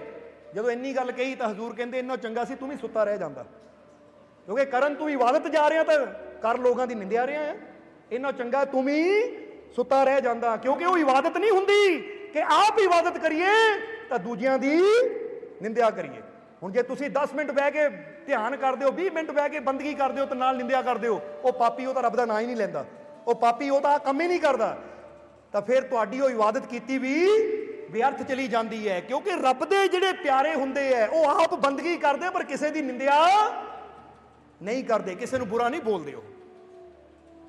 ਹੁਣ ਇਸ ਕਹਾਣੀ ਤੋਂ ਕੀ ਪਤਾ ਲੱਗਦਾ? ਰੱਬ ਨੇ ਕਿਹਾ ਅੰਤ ਵੇਲੇ ਤੇਰਾ ਧਿਆਨ ਮੇਰੇ ਸਿਮਰਨ 'ਚ ਨਹੀਂ ਸੀ, ਤੇਰਾ ਧਿਆਨ ਤਾਂ ਵੈਸ਼ੀਆ ਦੇ ਪਾਪਾਂ ਨੂੰ ਗਿਣ 'ਚ ਸੀ।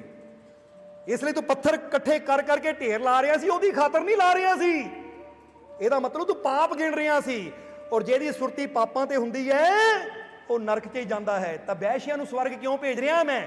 ਇਹ ਸਵਰਗ ਕਿਉਂ ਜਾ ਰਹੀ ਹੈ ਕਿ ਇਹ ਬੇਸ਼ੱਕ ਨੱਚਦੀ ਸੀ ਪਰ ਇਹਦਾ ਧਿਆਨ ਤੇਰੀ ਬੰਦਗੀ ਵੱਲ ਹੁੰਦਾ ਸੀ, ਕਿ ਉਹ ਸਾਧੂ ਬੈਠਾ ਬੰਦਗੀ ਕਰ ਰਿਹਾ ਹੈ, ਸਾਧੂ ਬੈਠਾ ਸਿਮਰਨ ਕਰ ਰਿਹਾ ਹੈ। ਹੁਣ ਇਹਦਾ ਧਿਆਨ ਤੇਰੀ ਬੰਦਗੀ ਤੇ ਸੀ, ਇਹ ਸਵਰਗ ਜਾ ਰਹੀ ਹੈ, ਤੇਰਾ ਧਿਆਨ ਇਹਦੇ ਪਾਪਾਂ ਤੇ ਸੀ, ਤੂੰ ਨਰਕ ਜਾ ਰਿਹਾ। ਕਿਉਂਕਿ ਗੱਲ ਸਰੀਰ ਦੀ ਨਹੀਂ ਹੁੰਦੀ, ਗੱਲ ਸਰੀਰ ਦੀ ਨਹੀਂ ਹੁੰਦੀ, ਗੱਲ ਸੁਰਤੀ ਦੀ ਹੁੰਦੀ ਕਿ ਬੰਦੇ ਦੀ ਸੁਰਤੀ ਕਿੱਥੇ ਹੈ। ਇਸ ਲਈ ਆਪਣੀ ਬੰਦਗੀ ਕਰੋ ਪਰ ਦੂਜੇ ਦੇ ਪਾਪਾਂ ਵੱਲ ਧਿਆਨ ਨਾ ਦਿਓ। ਪਰ ਇੱਥੇ ਅੱਜ ਬੰਦਾ ਵੀ ਕੀ ਕਰਦਾ ਹੈ? ਬੰਦਾ ਬੰਦਗੀ ਤਾਂ ਕਰਦਾ ਨਹੀਂ ਪਰ ਦੂਜੇ ਦੇ ਪਾਪਾਂ ਤੇ ਨਜ਼ਰ ਪੂਰੀ ਰੱਖਦਾ ਹੈ ਕਿ ਦੂਜਾ ਕੀ ਕਰ ਰਿਹਾ ਹੈ, ਉਹਨਾਂ ਕਿੱਦਾਂ ਦੇ ਕੱਪੜੇ ਪਾਏ ਆ, ਉਹ ਕਿਹਨੂੰ ਮਿਲ ਰਿਹਾ, ਕਿਹਦੇ ਕੋਲ ਜਾ ਰਿਹਾ, ਕਿਹੜੀਆਂ ਗੱਲਾਂ ਕਰ ਰਿਹਾ ਹੈ। ਤਾਂ ਫਿਰ ਬੰਦਾ ਕਹਿੰਦਾ ਹੈ ਮੇਰੇ ਜੀਵਨ 'ਚ ਖੁਸ਼ੀ ਆਵੇ, ਮੇਰੇ ਜੀਵਨ 'ਚ ਸੁੱਖ ਆਵੇ। ਤਾਂ ਜ਼ਰਾ ਸੋਚੋ ਕਿੱਦਾਂ ਆਏਗਾ। ਇਸ ਲਈ ਇਹ ਕਹਾਣੀ ਤੋਂ ਸਮਝਾਉਣਾ ਕੀ ਚਾਹੁੰਦੇ ਆ ਤੁਹਾਨੂੰ ਕਿ ਅਗਰ ਤੁਸੀਂ ਵਾਕਈ ਸਵਰਗ ਰੂਪੀ ਆਨੰਦ ਜੀਵਨ 'ਚ ਲੈਣਾ ਚਾਹੁੰਦੇ ਹੋ ਤਾਂ ਆਪਣੀ ਅੱਛਾਈ ਵੱਲ ਦੇਖੋ, ਕਿਸੇ ਦੀ ਬੁਰਾਈ ਵੱਲ ਨਾ ਦੇਖੋ। ਦੂਸਰਾ ਕੀ ਕਰ ਰਿਹਾ ਹੈ? ਜਿੱਦਾਂ ਸਮਝ ਲਓ ਦੋ ਕਿਸਾਨ ਹੈ, ਹੁਣ ਇੱਕ ਕਿਸਾਨ ਤਾਂ ਬੀਜ ਬੋ ਰਿਹਾ ਹੈ ਤਾਂ ਦੂਜਾ ਕਿਸਾਨ ਉਹਨੂੰ ਹੀ ਦੇਖੀ ਜਾਂਦਾ ਕੀ ਬੋ ਰਿਹਾ ਹੈ, ਕਿੱਦਾਂ ਬੋ ਰਿਹਾ ਹੈ। ਕਹਿੰਦੇ ਦੂਜਾ ਕੀ ਕਰ ਰਿਹਾ ਹੈ ਉਹ ਨਾ ਦੇਖੋ, ਤੂੰ ਆਪ ਅੱਛਾ ਬੀਜ ਬੋ ਤਾਂ ਕਿ ਤੇਰੇ ਜੀਵਨ 'ਚ ਅੱਛੀ ਫਸਲ ਆਵੇ। ਸਮਝ ਰਹੇ ਹੋ ਕਿ ਨਹੀਂ? ਇਸ ਲਈ ਅਗਰ ਤੁਸੀਂ ਇਬਾਦਤ ਕਰਦੇ ਹੋ, ਬੰਦਗੀ ਕਰਦੇ ਹੋ, ਸਿਮਰਨ ਕਰਦੇ ਹੋ ਤਾਂ ਤੁਹਾਡਾ ਸਿਮਰਨ ਕੀਤਾ ਤੁਹਾਡੇ ਕੰਮ ਆਣਾ ਹੈ, ਤੁਹਾਡੇ ਜੀਵਨ 'ਚ ਆਨੰਦ ਲੈ ਕੇ ਆਏਗਾ। ਤਾਂ ਜੇ ਦੂਜਾ ਕੋਈ ਪਾਪ ਕਰਮ ਕਰਦਾ ਹੈ, ਬੁਰਾ ਕਰਮ ਕਰਦਾ ਹੈ, ਤਾਂ ਹਮੇਸ਼ਾ ਕਿਹਾ ਜਾਂਦਾ ਕਰਨੀ ਆਪੋ ਆਪਣੀ, ਕਹਿ ਨੇੜੇ ਕਹਿ ਦੂਰ। ਉਹ ਬੁਰਾ ਕਰਕੇ ਆਪ ਹੀ ਰੱਬ ਦੀਆਂ ਰਹਿਮਤਾਂ ਤੋਂ ਦੂਰ ਜਾ ਰਿਹਾ ਹੈ, ਤੂੰ ਚਿੰਤਾ ਕਿਉਂ ਕਰ ਰਿਹਾ ਹੈ? ਤੂੰ ਆਪਣੀ ਕਰਨੀ ਨੂੰ ਅੱਛਾ ਰੱਖ, ਤੂੰ ਆਪਣੇ ਆਪ ਨੂੰ ਅੱਛਾ ਰੱਖ, ਕਿਉਂਕਿ ਤੇਰੀ ਕੀਤੀ ਅੱਛਾਈ ਤੇਰੇ ਹੀ ਕੰਮ ਆਣੀ ਹੈ। ਔਰ ਦੂਸਰਾ ਸਵਾਲ ਇਹਨਾਂ ਨੇ ਪੁੱਛਿਆ ਹੈ ਕਿ ਇੱਕ ਫਕੀਰ ਦੀ ਮੌਤ ਵਿੱਚ ਔਰ ਆਮ ਇਨਸਾਨ ਦੇ ਮਰਨ ਵਿੱਚ ਕੀ ਫਰਕ ਹੁੰਦਾ ਹੈ? ਤਾਂ ਫਰਕ ਤਾਂ ਤਕਰੀਬਨ ਪਹਿਲਾਂ ਹੀ ਦੱਸ ਚੁੱਕੇ ਹਾਂ। ਕਿਉਂਕਿ ਜਦੋਂ ਫਕੀਰ ਦੁਨੀਆ ਤੋਂ ਜਾਂਦੇ ਆ ਤਾਂ ਹੱਸਦੇ ਹੋਏ ਜਾਂਦੇ ਆ, ਮੁਸਕਰਾਉਂਦੇ ਹੋਏ ਜਾਂਦੇ ਆ, ਕਿਉਂਕਿ ਉਹਨਾਂ ਨੂੰ ਪਤਾ ਹੈ ਕਿ ਅਸੀਂ ਉਸ ਆਨੰਦ ਦੇ ਵਿੱਚ ਜਾਣਾ ਹੈ। ਜਿੱਦਾਂ ਇੱਥੇ ਥੋੜਾ ਜਿਹਾ ਫਰੀਦ ਸਾਵਰੀ ਦੇ ਜੀਵਨ ਦਾ ਇੱਕ ਕਿੱਸਾ ਸੁਣਾਵਾਂਗੇ ਤੁਹਾਨੂੰ। ਫਰੀਦ ਸਾਵਰੀ ਕਿਸੇ ਨੇ ਨਾਮ ਸੁਣਿਆ ਕਿ ਨਹੀਂ? ਜਿਨ੍ਹਾਂ ਨੇ ਕਿਹਾ ਹੈ ਕਿ ਅੱਗ ਤੇ ਇਸ਼ਕ ਦਾ ਸੇਕ ਕੀ ਪੁੱਛਦਾ, ਇਸ਼ਕ ਦਾ ਸੇਕ ਬਧੇਰਾ, ਅੱਗ ਤੇ ਸਾੜੇ ਕੱਖ ਤੇ ਕਾਨੇ, ਇਸ਼ਕ ਸਾੜੇ ਦਿਲ ਮੇਰਾ, ਅੱਗ ਦਾ ਦਾਰੂ ਮੀਂਹ ਤੇ ਪਾਣੀ, ਇਸ਼ਕ ਦਾ ਦਾਰੂ ਕਿਹੜਾ, ਯਾਰ ਫਰੀਦਾ ਉੱਥੇ ਕੱਖ ਨਹੀਂ ਰਹਿੰਦਾ ਜਿੱਥੇ ਇਸ਼ਕ ਨੇ ਕੀਤਾ ਡੇਰਾ। ਇਹ ਫਰੀਦ ਸਾਵਰੀ ਦੀ ਬਾਣੀ ਹੈ। ਹੁਣ ਇਹ ਫਰੀਦ ਸਾਵਰੀ ਇੱਕ ਬਹੁਤ ਬੜੇ ਤਾਜਰ ਸੀ। ਤਾਜਰ ਕਹਿੰਦੇ ਦੁਕਾਨਦਾਰ, ਵਪਾਰੀ ਸੀ। ਬਹੁਤ ਬੜੀ ਦੁਕਾਨ ਸੀ ਇਹਨਾਂ ਦੀ, ਜਿੱਥੇ ਹਰ ਰੋਜ਼ ਗਾਹਕਾਂ ਦਾ ਮੇਲਾ ਲੱਗਾ ਰਹਿੰਦਾ ਸੀ, ਯਾਨੀ ਦੁਕਾਨ ਤੇ ਆਵਾਜਾਈ ਬੜੀ ਹੁੰਦੀ ਸੀ। ਹੁਣ ਫਰੀਦ ਸਾਵਰੀ ਆਪਣੀ ਗੱਦੀ ਤੇ ਬੈਠੇ, ਦੁਕਾਨ ਦੀ ਕੁਰਸੀ ਤੇ ਬੈਠੇ, ਔਰ ਨੌਕਰ ਚਾਕਰ ਰੱਖੇ ਹੋਏ ਆ, ਜਿਹੜੇ ਲੋਕ ਆ ਰਹੇ ਆ, ਸਮਾਨ ਜੋ ਉਹਨਾਂ ਦੀ ਮੰਗ ਹੈ ਸਮਾਨ ਉਹਨਾਂ ਨੂੰ ਦੇ ਰਹੇ ਆ। ਤਾਂ ਉੱਥੇ ਇੱਕ ਫਕੀਰ ਆ ਗਿਆ, ਉੱਥੇ ਇੱਕ ਫਕੀਰ ਆ ਗਿਆ। ਹੁਣ ਦੇਖੋ ਇੱਕ ਘਟਨਾ ਨੇ ਫਰੀਦ ਸਾਵਰੀ ਦੇ ਜੀਵਨ ਨੂੰ ਬਦਲ ਕੇ ਰੱਖ ਦਿੱਤਾ। ਇੱਥੇ ਇੱਕ ਵਾਰੀ ਫੇਰ ਦੱਸਣਾ ਚਾਹਾਂਗੇ, ਇੱਕ ਹੋਏ ਆ ਬਾਬਾ ਫਰੀਦ ਸ਼ੱਕਰਗੰਜ, ਉਹ ਹੋਰ ਹੈ। ਇਹ ਫਰੀਦ ਸਾਵਰੀ ਇੱਕ ਹੋਰ ਫਕੀਰ ਹੋਏ ਹੈ। ਕਿਉਂਕਿ ਕਈ ਵਾਰ ਨਾਮ ਇੱਕ ਹੋਣ ਕਰਕੇ ਬੰਦਾ ਸੋਚ ਸਕਦਾ ਕਿ ਲੈ ਵੀ ਬਾਬਾ ਫਰੀਦ ਦਾ ਜੀਵਨ 'ਚ ਤਾਂ ਇਹ ਘਟਨਾ ਹੋਈ ਨਹੀਂ। ਇਸ ਲਈ ਦੱਸਣਾ ਬਾਬਾ ਫਰੀਦ ਜਿਹਨਾਂ ਨੂੰ ਗੰਜੇ ਸ਼ੱਕਰ ਕਿਹਾ ਗਿਆ ਹੈ ਉਹ ਅਲੱਗ ਫਕੀਰ ਹੋਏ ਹੈ, ਤਾਂ ਜਿਹਨਾਂ ਨੂੰ ਫਰੀਦ ਸਾਵਰੀ ਕਿਹਾ ਗਿਆ ਹੈ ਇੱਕ ਅਲੱਗ ਫਕੀਰ ਹੋਏ ਹੈ। ਇੱਥੇ ਅਸੀਂ ਗੱਲ ਕਰ ਰਹੇ ਹਾਂ ਫਰੀਦ ਸਾਵਰੀ ਦੇ ਜੀਵਨ ਦੀ ਕਿ ਇੱਕ ਦੁਕਾਨਦਾਰ ਸੀ, ਉਹ ਬਹੁਤ ਬੜੀ ਦੁਕਾਨ ਸੀ, ਬੈਠੇ ਹੈ, ਇੱਕ ਫਕੀਰ ਆ ਗਿਆ। ਫਕੀਰ ਨੇ 1 ਪੈਸੇ ਦੀ ਕੋਈ ਚੀਜ਼ ਲੈਣੀ ਹੈ, ਰਸ਼ ਜ਼ਿਆਦੇ ਹੈ, ਇਸ ਲਈ ਫਕੀਰ ਨੇ ਕਿਹਾ ਫਰੀਦ 1 ਪੈਸੇ ਦੀ ਆ ਚੀਜ਼ ਦੇ ਦੇ। ਤਾਂ ਫਰੀਦ ਨੇ ਕਿਹਾ ਬਾਬਾ ਰੁਕ ਲੈ, ਹਲੇ क्योंकि पता सी 5-5 रुपए वाले 1-1 रुपए वाले बड़े गाहक, एक पैसा तो छोटी जी चीज़ है। हुण जे ना वड्डी चीज़ लैनी है, ज़्यादा पैसा मुनाफा देना, पहला उहनूं तोड़ां। इस करके फरीद साबरी ने कहा रुक लो बाबा, फकीर नूं कहा रुक ले बाबा, हाले रश बहुत है, भीड़ बहुत है, थोड़ी देर रुक, तेरी चीज़ भी तैनूं दिंदे हैं। हुण रश ज़्यादा होने करके 10 मिनट गुजरे, 15 मिनट गुजरे, फकीर ने फिर कहा फरीद दे दे, एक पैसे की चीज़ है, जल्दी दे दे मैनू। फरीद साबरी ने फिर कहा रुक लै, दिंदे आ। जदों इदां ही समा गुजरिया, फकीर देखी गया कि ਜਿਹੜੇ ਤਾਂ ਮਹਿੰਗੇ ਗਾਹਕ ਆਉਂਦੇ ਐ ਉਹਨਾਂ ਨੂੰ ਸਮਾਨ ਦੇਈ ਜਾਂਦੇ, ਤਾਂ ਮੈਂ ਇੱਕ ਪੈਸੇ ਦੀ ਚੀਜ਼ ਲੈਣੀ, ਮੇਰੇ ਵੱਲ ਦੇਖਦਾ ਹੀ ਨਹੀਂ। ਅਗਰ ਫਕੀਰ ਨੇ ਕਹਿ ਦਿੱਤਾ ਫਰੀਦ ਸਾਬਰੀ ਨੂੰ ਕਿ ਐ ਫਰੀਦ ਮੈਨੂੰ ਸਮਝ ਨਹੀਂ ਆਂਦੀ, ਤੂੰ ਪੈਸੇ ਦਾ ਇੰਨਾ ਲਾਲਚ ਕਰਦਾ ਆ, ਮੈਨੂੰ ਸਮਝ ਨਹੀਂ ਆਂਦੀ ਜਦੋਂ ਤੇਰੀ ਮੌਤ ਆਣੀ ਤਾਂ ਕਿੱਦਾਂ ਹੋਣੀ ਹੈ, ਤੂੰ ਮਰਨਾ ਕਿੱਦਾਂ ਹੈ। ਤਾਂ ਫਰੀਦ ਨੇ ਹੱਸ ਕੇ ਕਹਿ ਦਿੱਤਾ ਫਕੀਰ ਮਰਨਾ ਕੀ ਹੈ, ਜਿੱਦਾਂ ਤੂੰ ਮਰਨਾ ਉਦਾਂ ਮੈਂ ਮਰਨਾ ਆ, ਮਰਨਾ ਵੀ ਕੋਈ ਅਲੱਗ-ਅਲੱਗ ਹੁੰਦਾ ਹੈ, ਮਰਨਾ ਵੀ ਕੋਈ अलग-अलग हुंदा है, जिद्दां तेरी मौत आनी उद्दां मेरी आनी है, जिद्दां तू मरना उद्दां मैं मरना आ की गल कि तेरी मौत किद्दां होनी है, मैनूं ये समझ नहीं आती। जदों फकीर ने इन्नी गल सुनी कि फरीद कह रहा है कि जिद्दां तू मरना उद्दां ही मैं मरना आ, तो उसले फकीर ने हस के कहा फरीद तेरी मौत विच और मेरी मौत विच जमीन आसमान का फर्क है, तू की जाने फकीरां दी मौत की हुंदी है। तो उसले फरीद ने कहा अच्छा ना फकीर कोई अनोखी मौत मरदे है, फकीरां दी मौत किहड़ी हुंदी है। फकीर कहंदा देखना चाहता फकीरां दी मौत किहड़ी हुंदी है। फरीद कहंदा हाँ, कहंदे उन्हें अपनी चादर विछाई, कंबली विछाई, मर गया, कहंदा लै फिर मैं लगा मरन, कह के लम्मा पै गया। फरीद ने देखा पता नहीं उदे लम्मा पै गया है अखा बंद करके, पर हिले ना जुले ना। आखिर नौकर नूं कहा जरा देखो देखो फकीर नूं। नौकर गए, धड़कन देखी, नब्ज देखी, ना नब्ज चलती ना धड़कन चलती है। वो कहते महाराज सच्ची मर गया। फरीद हैरान रह गया, आ मौत ना हाय ना हुई, लम्मा पिया था। कहता जरूर फकीर ने कोई युक्ति सीखी हुई है धड़कन नूं रोकण दी, जाओ बैद नूं बुला के लियाओ। बाजार च बैद सी, बैद आया, बैद ने चंगी तरह तसल्ली कर लई, पर उन्हें डिक्लेयर करता, यानी कह दिता ये फकीर मर चुका है, मर चुका है फकीर। हुण तां फरीद हैरान रह गया, कहंदा वाकई फकीर ने कहा सी तेरी मौत विच मेरी मौत विच जमीन आसमान का फर्क है। मौत तां ये मौत है, मौत तां ये मौत है, इदां दी मौत। हाले फरीद सोच ही रहा सी इदां दी मौत, जद नूं फकीर उठिया और ताड़ी मार के कहंदा देखिया फरीद इहनूं कहंदे मरना, इहनूं कहंदे मौत। फरीद हैरान, वैद भी हैरान, आ की तू तो मर चुका सी। तो उस वेले फकीर ने कहा मर नहीं चुका सी, मैं अपनी रूह नूं अपने यार को लैके गया सी,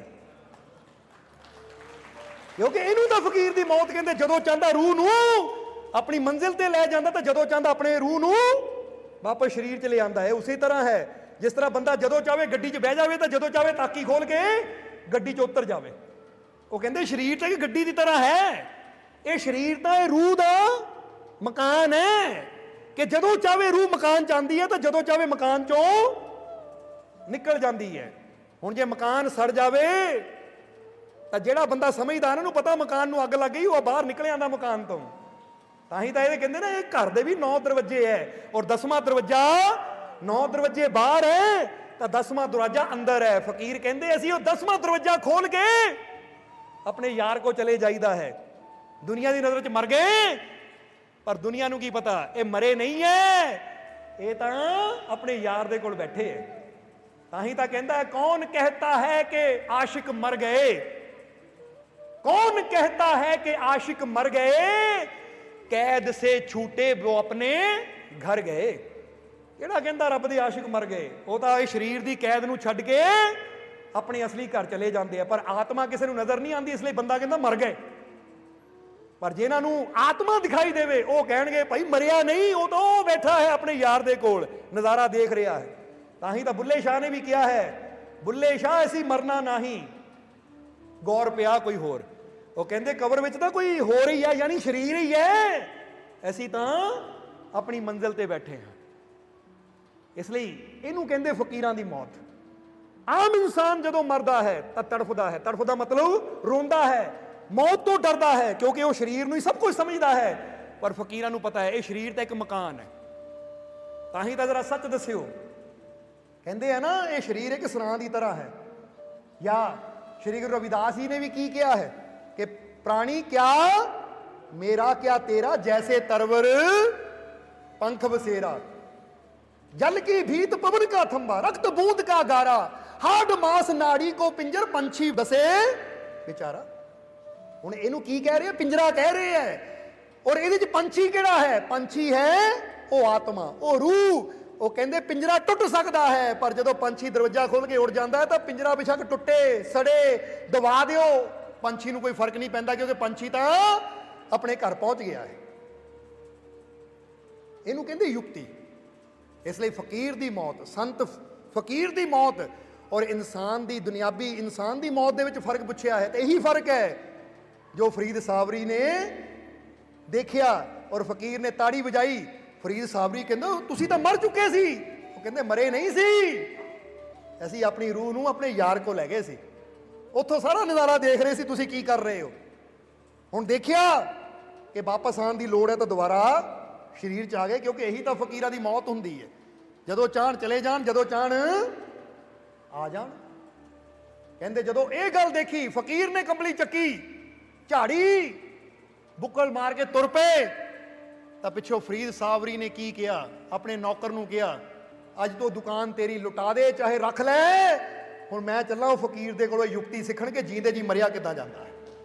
कहंदे इस घटना ने फरीद सावरी नूं जिंदगी नूं बदल के रखता, उन्हां दा ध्यान संसार वालों तोड़ के पूरी तरह परमात्मा नाल जोड़ दिता। फिर वो फकीर फरीद सावरी कहलाए। नहीं तो पहला सी फरीद, फिर बने फरीद सावरी।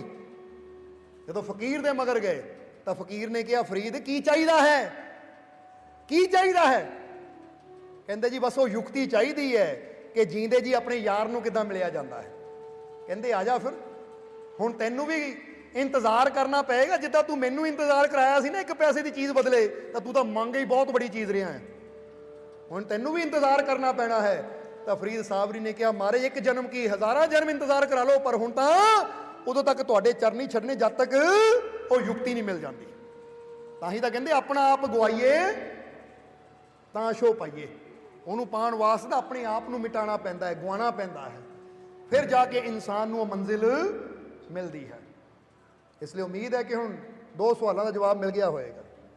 सो युक्ति सीखनी है तो अज तो ही मेहनत करिए, शब्द के नाल जुड़िए, नाम के नाल जुड़िए, क्योंकि जींदे जी अभ्यास करन दे नाल ही, जिद्दां कई बार दसिया है कि एक खूह चों जदों पानी कढ़दे आ ना, तो तुसीं कई बार देखिया होएगा, अजकल तो खूह है नहीं, पर उन्हां जीवां ने जरूर देखिया होएगा जिन्हां ने कदी खूह का नज़ारा लिया है कि जदों रस्सी खिंचदे आ असीं तो कितना सख्त पत्थर हुंदा, उत्ते भी रस्सी का निशान पै जाता है। या इदां समझ लो कि एक एक बूंद जिथे गिरदी है ना पत्थर उपर, टिप टिप करके गिरदी तो सख्त पत्थर दे विच भी छेद कर दिंदी है। कि लगातार एक पानी दी नरम जी बूंद जदों गिरदी है तो सख्त पत्थर दे विच भी छेद कर दिंदी है, और एक रस्सी जदों लगातार एक पत्थर ते फिरदी है तो पत्थर नूं भी चीर दिंदी, यानी उत्थे भी अपना निशान बना दिंदी है। तो इसी तरह जदों इंसान अभ्यास करता है, मेहनत करता है, लगातार चोट करता जाता है, करता जाता है, तो एक दिन वो अवस्था आ जाती है कि इंसान का अपने मन से अपनी इंद्रियां ते पूरा कंट्रोल हो जाता है। और फिर जदों इंसान का अंतिम समा आता है, फिर बस वही फकीरां वाली गल, वो फकीरां दा मरना, कंबली बिछाई, अखां बंद कीतियां और अपनी सुरती नूं 10वें द्वार के जरिए लै गए अपने मालिक दे कोल। और जिन्हां दी सुरती पूरे शरीर च फसी हुई है वो तो फिर तड़फते हैं। इसलिए जींदे जी ऐसी कुछ ऐसा कर जाना है ताकि जिदा शुरू च दसिया कि अनंत कोट ब्रह्मंड का राचनहार जगदीश, कैसा सूक्ष्म रूप धर आन विराजा शीश, कि वो परम पिता परमात्मा जो तुहाडे शीश के अंदर ही बैठा है, उन्होंने तुसी मिल सकते हो, उन्होंने तुसी जान सकते हो, पर वो वास्ते जरूरत है वो युक्ति की, वो विधि की, कि किस तरह असीं उत्थे तक पहुँचीए ताकि वो जगदीश नूं प्राप्त करके अपने जीवन में असीं सफल बना लईए। इसलिए आओ हुण समा काफ़ी हो गया है, ਥੋੜਾ ਆਖਰਲੇ ਵਚਨਾਂ ਦੀ ਤਰਫ ਹੁਣ ਚੱਲੀਏ। ਔਰ ਆਖਰਲੇ ਵਚਨਾਂ 'ਚ ਹੁਣ ਤੁਹਾਨੂੰ ਅਸੀਂ ਇੱਕ ਕਹਾਣੀ ਸੁਣਾਣੀ ਹੈ। ਥੋੜਾ ਜਰਾ ਗੌਰ ਕਰਨਾ, ਇਹ ਕਹਾਣੀ ਸੁਣਾਵਾਂਗੇ ਵੀ ਔਰ ਇਹਦਾ ਜਵਾਬ ਵੀ ਤੁਸੀਂ ਦੇਣਾ ਸਾਨੂੰ। ਬੋਲੋ, ਦਿਓਗੇ ਕਿ ਨਹੀਂ? ਇਸ ਲਈ ਧਿਆਨ ਨਾਲ ਸੁਣਨੀ ਹੈ ਕਹਾਣੀ, ਕਿਉਂਕਿ ਤੁਸੀਂ ਮਾਲਕ ਦੇ ਦਰ ਤੇ ਆਏ ਹੋ। ਔਰ ਜਦ ਵੀ ਇਨਸਾਨ ਗੁਰੂਆਂ, ਰਹਿਬਰਾਂ, ਪੀਰਾਂ, ਫਕੀਰਾਂ ਦੇ ਦਰ ਤੇ ਜਾਂਦਾ ਤਾਂ ਕੁਝ ਮੰਗਣ ਜਾਂਦਾ ਹੈ, ਕੁਝ ਪ੍ਰਾਪਤ ਕਰਨ ਜਾਂਦਾ ਹੈ। ਪਰ ਇੱਕ ਗੱਲ ਦੱਸ ਦਈਏ, ਮਿਲਦਾ ਕਿਹਨੂੰ ਹੈ? ਮਿਲਦਾ ਕਿਹਨੂੰ ਹੈ? ਜੀਵਨ 'ਚ ਖੁਸ਼ੀਆਂ ਕਿਹਦੇ ਆਉਂਦੀਆਂ ਹੈ? ਤਾਂ ਹੁਣ ਜ਼ਰਾ ਧਿਆਨ ਦੇਣਾ। ਇੱਕ ਵਾਰ ਇੱਕ ਫਕੀਰ ਆਪਣੇ ਸੇਵਕ ਦੇ ਨਾਲ ਯਾਤਰਾ ਕਰ ਰਹੇ ਸੀ। ਯਾਤਰਾ ਕਰਦੇ ਕਰਦੇ ਉਹਨਾਂ ਦਾ ਨਿਯਮ ਸੀ ਕਿ ਜਦੋਂ ਸ਼ਾਮ ਹੋ ਜਾਣੀ, ਜਦੋਂ ਭੋਜਨ ਦਾ ਟਾਈਮ ਹੋਣਾ, ਉਹਨਾਂ ਨੇ ਇੱਕੋ ਹੀ ਘਰ ਦਾ ਦਰਵਾਜ਼ਾ ਖੜਕਾਣਾ। ਅਗਰ ਉੱਥੋਂ ਭੋਜਨ ਮਿਲ ਗਿਆ ਤਾਂ ਕਰ ਲੈਣਾ, ਜੇ ਨਹੀਂ ਮਿਲਿਆ ਤਾਂ ਰਾਤ ਭੁੱਖੇ ਗੁਜ਼ਾਰ ਦੇਣੀ। ਅੱਜ ਉਹ ਯਾਤਰਾ ਕਰਦੇ ਕਰਦੇ ਇੱਕ ਘਰ ਦੇ ਮੂਹਰੇ ਪਹੁੰਚੇ ਔਰ ਫਕੀਰਾਂ ਦੇ ਸੇਵਕ ਨੇ ਦਰਵਾਜ਼ਾ ਖੜਕਾਇਆ। ਜਦੋਂ ਦਰਵਾਜ਼ਾ ਖੜਕਾਇਆ, ਦਰਵਾਜ਼ਾ ਖੁੱਲਿਆ ਤਾਂ ਦੇਖਿਆ ਕਿ ਘਰ ਦਾ ਜੋ ਆਦਮੀ ਹੈ, ਉਹਨਾਂ ਜਦੋਂ ਦਰਵਾਜ਼ਾ ਖੋਲ੍ਹਿਆ ਤਾਂ ਉਸ ਵੇਲੇ ਸੇਵਕ ਨੇ ਕਿਹਾ ਕਿ ਅਸੀਂ ਬੜੀ ਦੂਰੋਂ ਯਾਤਰਾ ਕਰਦੇ ਆਏ ਹਾਂ, ਮੈਂ ਔਰ ਮੇਰਾ ਮੁਰਸ਼ਿਦ, ਮੇਰਾ ਗੁਰੂ, ਔਰ ਸਾਡਾ ਇਹ ਨਿਯਮ ਹੈ ਕਿ ਇੱਕੋ ਹੀ ਘਰ ਦਾ ਦਰਵਾਜ਼ਾ ਖੜਕਾਉਂਦੇ ਹਾਂ। ਅੱਜ ਇਸ ਘਰ ਦਾ ਦਰਵਾਜ਼ਾ ਖੜਕਾਇਆ, ਸੋ ਸਾਨੂੰ ਕੁਝ ਖਾਣ ਨੂੰ ਦਿਓ। ਜੇ ਤੁਸੀਂ ਦੇ ਦਿੱਤਾ ਤਾਂ ਖਾ ਲਵਾਂਗੇ, ਜੇ ਨਾ ਦਿੱਤਾ ਤਾਂ ਅਸੀਂ ਸਾਰੀ ਰਾਤ ਭੁੱਖੇ ਰਵਾਂਗੇ। ਤਾਂ ਉਸ ਵੇਲੇ ਉਹ ਘਰ ਦੇ ਮਾਲਕ ਨੇ ਕਿਹਾ ਕਿ ਆਓ, ਦਰਅਸਲ ਸਾਡੇ ਘਰ 'ਚ ਗਰੀਬੀ ਬਹੁਤ ਹੈ, ਅਸੀਂ ਕਈ ਵਾਰ ਲੂਣ ਦੇ ਨਾਲ ਹੀ ਰੋਟੀ ਖਾਈ ਦੀ ਹੈ, ਔਰ ਅੱਜ ਵੀ ਇਦਾਂ ਦਾ ਸਮਾਂ ਕਿ ਘਰ 'ਚ ਸਬਜ਼ੀ ਕੋਈ ਨਹੀਂ ਬਣੀ। ਸੋ ਕੁਝ ਰੋਟੀਆਂ ਹੈ ਜਿਨ੍ਹਾਂ ਦੇ ਨਮਕ ਲੱਗਾ ਹੋਇਆ ਹੈ, ਜੇ ਉਹ ਖਾਣੀਆਂ ਮਨਜ਼ੂਰ ਹੈ ਤੁਹਾਨੂੰ ਤਾਂ ਆ ਜਾਓ, ਆ ਕੇ ਭੋਗ ਲਗਾਓ। ਤਾਂ ਸੇਵਕ ਨੇ ਮਨ 'ਚ ਸੋਚਿਆ, ਭੁੱਖੇ ਰਹਿਣ ਨਾਲੋਂ ਤਾਂ ਚੰਗਾ ਕਿ ਲੂਣ ਨਾਲ ਹੀ ਖਾ ਲਈਏ। ਉਹਨੇ ਗੁਰੂ ਨੂੰ ਦੱਸਿਆ। ਫਕੀਰ ਉਹਦੇ ਨਾਲ ਗਏ, ਘਰ 'ਚ ਬੈਠੇ। ਘਰ 'ਚ ਬੈਠੇ ਉਹਨਾਂ ਨੇ ਫਕੀਰਾਂ ਮੂਹਰੇ ਰੋਟੀਆਂ ਰੱਖੀਆਂ। ਤਾਂ ਜਿਸਲੇ ਫਕੀਰ ਰੋਟੀ ਖਾਣ ਲੱਗੇ, ਪੁੱਛਿਆ ਕਿ ਬੇਟਾ ਤੁਸੀਂ ਵੀ ਕੁਝ ਖਾਧਾ ਕਿ ਨਹੀਂ? ਉਹ ਕਹਿੰਦੇ ਮਹਾਰਾਜ ਆਹੀ ਹੈ ਜੋ ਹੈ, ਤੁਹਾਡੇ ਮੂਹਰੇ ਰੱਖ ਦਿੱਤਾ। ਫਕੀਰਾਂ ਨੇ ਤੋੜ ਕੇ ਉਹਨਾਂ ਦੇ ਹੱਥ 'ਤੇ ਵੀ ਰੱਖਿਆ ਕਿ ਫਿਰ ਅਸੀਂ ਇਕੱਲਿਆਂ ਨੇ ਨਹੀਂ ਖਾਣੀ, ਰਲ ਕੇ ਖਾਂਦੇ ਹਾਂ। ਖਾਣਾ ਖਾਣ ਤੋਂ ਬਾਅਦ ਫਕੀਰ ਬੈਠੇ ਤਾਂ ਸੇਵਕ ਨੇ ਕਿਹਾ ਕਿ ਮਹਾਰਾਜ ਤੁਸੀਂ ਤਾਂ ਕਰਨੀ ਦੇ ਮਾਲਕ ਹੋ, ਸਭ ਕੁਝ ਕਰ ਸਕਦੇ ਹੋ, ਇਹਨਾਂ ਦੀ ਜ਼ਿੰਦਗੀ ਬਦਲੋ। ਹੁਣ ਇਹ ਘਰ ਦਾ ਨਮਕ ਖਾਦਾ ਹੈ ਤਾਂ ਕੁਝ ਐਸਾ ਕਰੋ ਕਿ ਇਹਨਾਂ ਦੀ ਦਰਿਦਰਤਾ ਦੂਰ ਹੋ ਜਾਵੇ, ਇਹਨਾਂ ਦੇ ਜੀਵਨ 'ਚ ਖੁਸ਼ੀਆਂ ਆ ਜਾਣ। ਤਾਂ ਉਸ ਵੇਲੇ ਫਕੀਰਾਂ ਨੇ ਆਪਣੀਆਂ ਅੱਖਾਂ ਬੰਦ ਕੀਤੀਆਂ। ਅੱਖਾਂ ਬੰਦ ਕਰਨ ਤੋਂ ਬਾਅਦ ਫਕੀਰਾਂ ਨੇ ਅੱਖਾਂ ਖੋਲੀਆਂ। ਕਹਿੰਦੇ ਬੇਟਾ ਮੈਂ ਚਾਹੁੰਦਾ ਤਾਂ ਹਾਂ ਇਹ ਘਰ ਨੂੰ ਖੁਸ਼ੀਆਂ ਨਾਲ ਭਰ ਦੇਵਾਂ, ਪਰ ਕੀ ਕਰਾਂ? ਇਹਨਾਂ ਦੇ ਮਨ ਦੀ ਅਵਸਥਾ ਦੇਖ ਕੇ ਮੈਨੂੰ ਲੱਗਦਾ ਹੈ ਕਿ ਇਹਨਾਂ ਦੇ ਹਾਲਾਤ ਨਹੀਂ ਬਦਲਨੇ। ਕਿਉਂਕਿ ਜਦ ਵੀ ਇਨਸਾਨ ਨੇ ਕੁਝ ਪ੍ਰਾਪਤ ਕਰਨਾ ਹੋਵੇ ਰੱਬ ਦੇ ਘਰੋਂ, ਆਪਣੇ ਵਿਸ਼ਵਾਸ ਨਾਲ, ਆਪਣੀ ਸਮਝ ਨਾਲ ਹੀ ਬੰਦਾ ਪ੍ਰਾਪਤ ਕਰਦਾ ਹੈ। ਤਾਂ ਉਸ ਵੇਲੇ ਸੇਵਕ ਨੇ ਕਿਹਾ ਮਹਾਰਾਜ ਮੇਰੀ ਮਿਹਨਤ ਹੈ, ਕਰੋ ਕੁਛ ਐਸਾ, ਤੁਸੀਂ ਤਾਂ ਸਭ ਕੁਝ ਕਰ ਸਕਦੇ ਹੋ। ਫਕੀਰ ਕਹਿੰਦੇ ਠੀਕ ਹੈ, ਫਿਰ ਜੇ ਤੈਨੂੰ ਲੱਗਦਾ ਤਾਂ ਕੋਸ਼ਿਸ਼ ਕਰਕੇ ਦੇਖ ਲੈਂਦੇ। ਹੁਣ ਜ਼ਰਾ ਧਿਆਨ ਦੇਣ ਵਾਲੀ ਗੱਲ ਹੈ ਕਿ ਫਕੀਰਾਂ ਨੇ ਇਸ਼ਾਰੇ ਨਾਲ ਤਿੰਨਾਂ ਨੂੰ ਬੁਲਾਇਆ। ਤਿੰਨ ਜਣੇ ਸੀ, ਘਰ ਦਾ ਮਾਲਿਕ, ਉਹਦੀ ਪਤਨੀ ਤਾਂ ਉਹਨਾਂ ਦਾ ਬੇਟਾ। ਤਿੰਨਾਂ ਨੂੰ ਬੁਲਾਇਆ ਫਕੀਰਾਂ ਨੇ। ਤਾਂ ਫਕੀਰ ਕਹਿੰਦੇ ਕਿ ਤੁਸੀਂ ਸਾਨੂੰ ਭੁੱਖਿਆਂ ਨੂੰ ਭੋਜਨ ਦਿੱਤਾ, ਤੁਹਾਡੀ ਇਸ ਸੇਵਾ ਭਾਵਨਾ ਤੋਂ ਸਾਨੂੰ ਬਹੁਤ ਖੁਸ਼ੀ ਹੋਈ ਹੈ, ਇਸ ਲਈ ਮੈਂ ਤੁਹਾਨੂੰ ਤਿੰਨਾਂ ਨੂੰ ਇੱਕ ਇੱਕ ਵਰਦਾਨ ਦੇਣਾ ਚਾਹੁੰਦਾ। ਇੱਕ ਇੱਕ ਵਰਦਾਨ, ਤੁਸੀਂ ਜੋ ਮੰਗੋਗੇ ਉਹ ਤੁਹਾਨੂੰ ਮਿਲੇਗਾ। ਇਸ ਲਈ ਇਹ ਬੇਟਾ ਪਹਿਲਾਂ ਔਰਤ ਦੀ ਤਰਫ ਇਸ਼ਾਰਾ ਕੀਤਾ ਕਿ ਪਹਿਲਾਂ ਤੇਰੀ ਵਾਰੀ ਹੈ, ਮੰਗ ਲੈ ਜੋ ਮੰਗਣਾ ਹੈ। ਔਰਤ ਨੇ ਕਿਹਾ ਸੱਚਮੁੱਚ ਮਿਲੇਗਾ ਜੋ ਮੈਨੂੰ ਚਾਹੀਦਾ ਹੈ? ਉਸ ਲਈ ਫਕੀਰ ਨੇ ਕਿਹਾ ਹਾਂ। ਸੇਵਕ ਨੇ ਵੀ ਕਿਹਾ ਤੁਹਾਨੂੰ ਨਹੀਂ ਪਤਾ ਇਹ ਕਰਨੀ ਵਾਲੇ ਫਕੀਰ ਹੈ, ਤੁਸੀਂ ਮੰਗ ਕੇ ਤਾਂ ਦੇਖੋ। ਤਾਂ ਔਰਤ ਨੇ ਮੰਗਿਆ। ਔਰਤ ਕਹਿੰਦੀ ਠੀਕ ਹੈ, ਫਿਰ ਜੇ ਮੈਨੂੰ ਵਰਦਾਨ ਦੇਣਾ ਤਾਂ ਮੈਨੂੰ ਵਰਦਾਨ ਇਹ ਦਿਓ ਕਿ ਮੈਨੂੰ ਇਹ ਸੰਸਾਰ ਦੀ ਸਭ ਤੋਂ ਸੁੰਦਰ ਔਰਤ ਬਣਾ ਦਿਓ। ਫਕੀਰਾਂ ਨੇ ਆਸ਼ੀਰਵਾਦ ਦਿੱਤਾ ਕਿ ਜਾ, ਜੋ ਤੂੰ ਮੰਗਿਆ ਰੱਬ ਤੈਨੂੰ ਦੇਵੇ। ਹੱਥ ਉਠਾਉਣ ਦੀ ਢੇਰ ਸੀ ਕਿ ਔਰਤ ਦਾ ਰੂਪ ਬਦਲ ਗਿਆ, ਉਹ ਸੰਸਾਰ ਦੀ ਸਭ ਤੋਂ ਸੁੰਦਰ ਔਰਤ ਬਣ ਗਈ। ਹੁਣ ਜਦੋਂ ਘਰ ਵਾਲਿਆਂ ਨੇ ਦੇਖਿਆ ਹੈ, ਮੈਂ ਇਹਦੇ ਸਾਹਮਣੇ ਬੁੜਾ ਜਿਹਾ, ਸਧਾਰਨ ਜਿਹਾ, ਸੋਹਣੀ ਔਰਤ ਬਣ ਗਈ ਹੈ, ਕਮਾਲ ਦੀ ਗੱਲ ਹੈ। ਉਹਨੂੰ ਜਲਨ ਹੋਣ ਲੱਗ ਪਈ ਮਨ ਦੇ ਵਿੱਚ। ਫਕੀਰ ਨੇ ਕਿਹਾ ਬੇਟਾ ਤੇਰੀ ਵਾਰੀ, ਹੁਣ ਤੂੰ ਮੰਗ। ਹੁਣ ਘਰ ਵਾਲੇ ਨੇ ਮਨ 'ਚ ਸੋਚਿਆ ਇਹ ਇੰਨੀ ਸੋਹਣੀ ਬਣ ਗਈ ਹੈ, ਕੱਲ ਨੂੰ ਕਿਸੇ ਰਾਜੇ ਮਹਾਰਾਜੇ ਕੋਲ ਚਲੀ ਗਈ ਮੈਨੂੰ ਛੱਡ ਕੇ, ਕਿਉਂਕਿ ਹੁਣ ਮੇਰੇ ਕਿਸੇ ਗਰੀਬ ਦੇ ਕੋਲ ਤਾਂ ਰਹਿਣਾ ਨਹੀਂ। ਇੰਨੀ ਸੁੰਦਰ ਸੰਸਾਰ ਦੀ ਸਭ ਤੋਂ ਸੁੰਦਰ, ਅਫਸਰਾਵਾਂ ਨਾਲ ਵੀ ਸੋਹਣੀ। ਹੁਣ ਪਤਾ ਨਹੀਂ ਇਹਨੇ ਮੈਨੂੰ ਛੱਡ ਕੇ ਕਿਤੇ ਚਲੇ ਜਾਣਾ। ਮਨ 'ਚ ਜਲਨ ਹੋਈ, ਡਰ ਵੀ ਹੋਇਆ, ਫਿਕਰ ਵੀ ਹੋਈ। ਉਹਨਾਂ ਕਿਹਾ ਮਹਾਰਾਜ ਮੈਂ ਇਹੀ ਮੰਗਦਾ, ਇਹਨੂੰ ਬਾਂਦਰੀ ਬਣਾ ਦਿਓ। ਹੈ ਬਣ ਕੇ ਬੈਠੀ ਹੈ ਸੋਹਣੀ, ਬਣਾਓ ਇਹਨੂੰ ਬਾਂਦਰੀ। ਹੁਣ ਸੰਤਾਂ ਨੇ ਫਿਰ ਹੱਥ ਚੱਕਿਆ, ਫਕੀਰਾਂ ਨੇ, ਕਹਿੰਦੇ ਜਾ ਜੋ ਤੂੰ ਮੰਗਿਆ ਹੋ ਗਿਆ। ਔਰਤ ਬਾਂਦਰੀ ਬਣ ਗਈ। ਹੁਣ ਔਰਤ ਬਾਂਦਰੀ ਬਣ ਕੇ ਉੱਥੇ ਕਦੀ ਸਿਰ 'ਚ ਖਾਜ ਕਰੇ ਜਿੱਦਾਂ ਬਾਂਦਰਾਂ ਦਾ ਕੰਮ ਹੁੰਦਾ, ਕਦੀ ਇੱਧਰ ਟਪੂਸੀਆਂ ਮਾਰੇ ਉੱਧਰ। ਹੁਣ ਸੰਤਾਂ ਨੇ ਲੜਕੇ ਨੂੰ ਕਿਹਾ ਬੇਟਾ ਹੁਣ ਤੇਰੀ ਵਾਰੀ ਹੈ, ਤੂੰ ਮੰਗ। ਉਸਲੇ ਲੜਕੇ ਨੇ ਦੇਖਿਆ ਕਿ ਮੇਰੀ ਮਾਂ ਬਾਂਦਰੀ ਬਣੀ ਬੈਠੀ ਹੈ। ਕਮਾਲ ਦੀ ਗੱਲ ਹੈ। ਮਨ 'ਚ ਕੀ ਸੋਚਿਆ? ਕਹਿੰਦਾ ਮਹਾਰਾਜ ਮੈਂ ਤਾਂ ਇਹੀ ਚਾਹੁੰਦਾ ਮੇਰੀ ਮਾਂ ਨੂੰ ਪਹਿਲਾਂ ਵਰਗੀ ਬਣਾ ਦਿਓ, ਮੈਨੂੰ ਮੇਰੀ ਮਾਂ ਚਾਹੀਦੀ ਹੈ। ਫਕੀਰਾਂ ਨੇ ਤੀਜੀ ਵਾਰ ਹੱਥ ਖੜਾ ਕੀਤਾ, ਕਹਿੰਦੇ ਜਾ ਬੇਟਾ ਜੋ ਤੂੰ ਮੰਗਿਆ ਤੈਨੂੰ ਮਿਲੇਗਾ। ਉਹ ਬਾਂਦਰੀ ਪਹਿਲਾਂ ਵਰਗੀ ਔਰਤ ਬਣ ਕੇ ਉੱਥੇ ਬੈਠੀ ਹੈ। ਤਾਂ ਸੰਤਾਂ ਨੇ ਸੇਵਕ ਨੂੰ ਕਿਹਾ ਤੈਨੂੰ ਬੇਟਾ ਕਿਹਾ ਸੀ ਨਾ, ਅਸੀਂ ਕੋਸ਼ਿਸ਼ ਵੀ ਕਰ ਲਈਏ ਤਾਂ ਇਹਨਾਂ ਦੀ ਹਾਲਾਤ ਬਦਲ ਨਹੀਂ ਸਕਦੇ, ਕਿਉਂਕਿ ਹਾਲਾਤ ਉਦੋਂ ਬਦਲਦੇ ਜਦੋਂ ਬੰਦੇ ਦੀ ਸੋਚ ਬਦਲਦੀ ਹੈ, ਜਦੋਂ ਬੰਦੇ ਦਾ ਮਨ ਬਦਲਦਾ ਹੈ। ਹੁਣ ਅਸੀਂ ਦੱਸਣਾ ਕੀ ਚਾਹੁੰਦੇ ਹਾਂ? ਇਹ ਕਹਾਣੀ ਤੋਂ ਕੁਝ ਸਮਝ ਆਉਂਦੀ ਹੈ? ਔਰਤ ਨੇ ਮੰਗਿਆ, ਆਦਮੀ ਨੇ ਮੰਗਿਆ, ਬੇਟੇ ਨੇ ਮੰਗਿਆ, ਤਿੰਨਾਂ ਨੇ ਮੰਗਿਆ, ਪਰ ਹਾਲਾਤ ਕਿਉਂ ਨਹੀਂ ਬਦਲੇ? ਕਾਰਨ ਕੀ ਸੀ?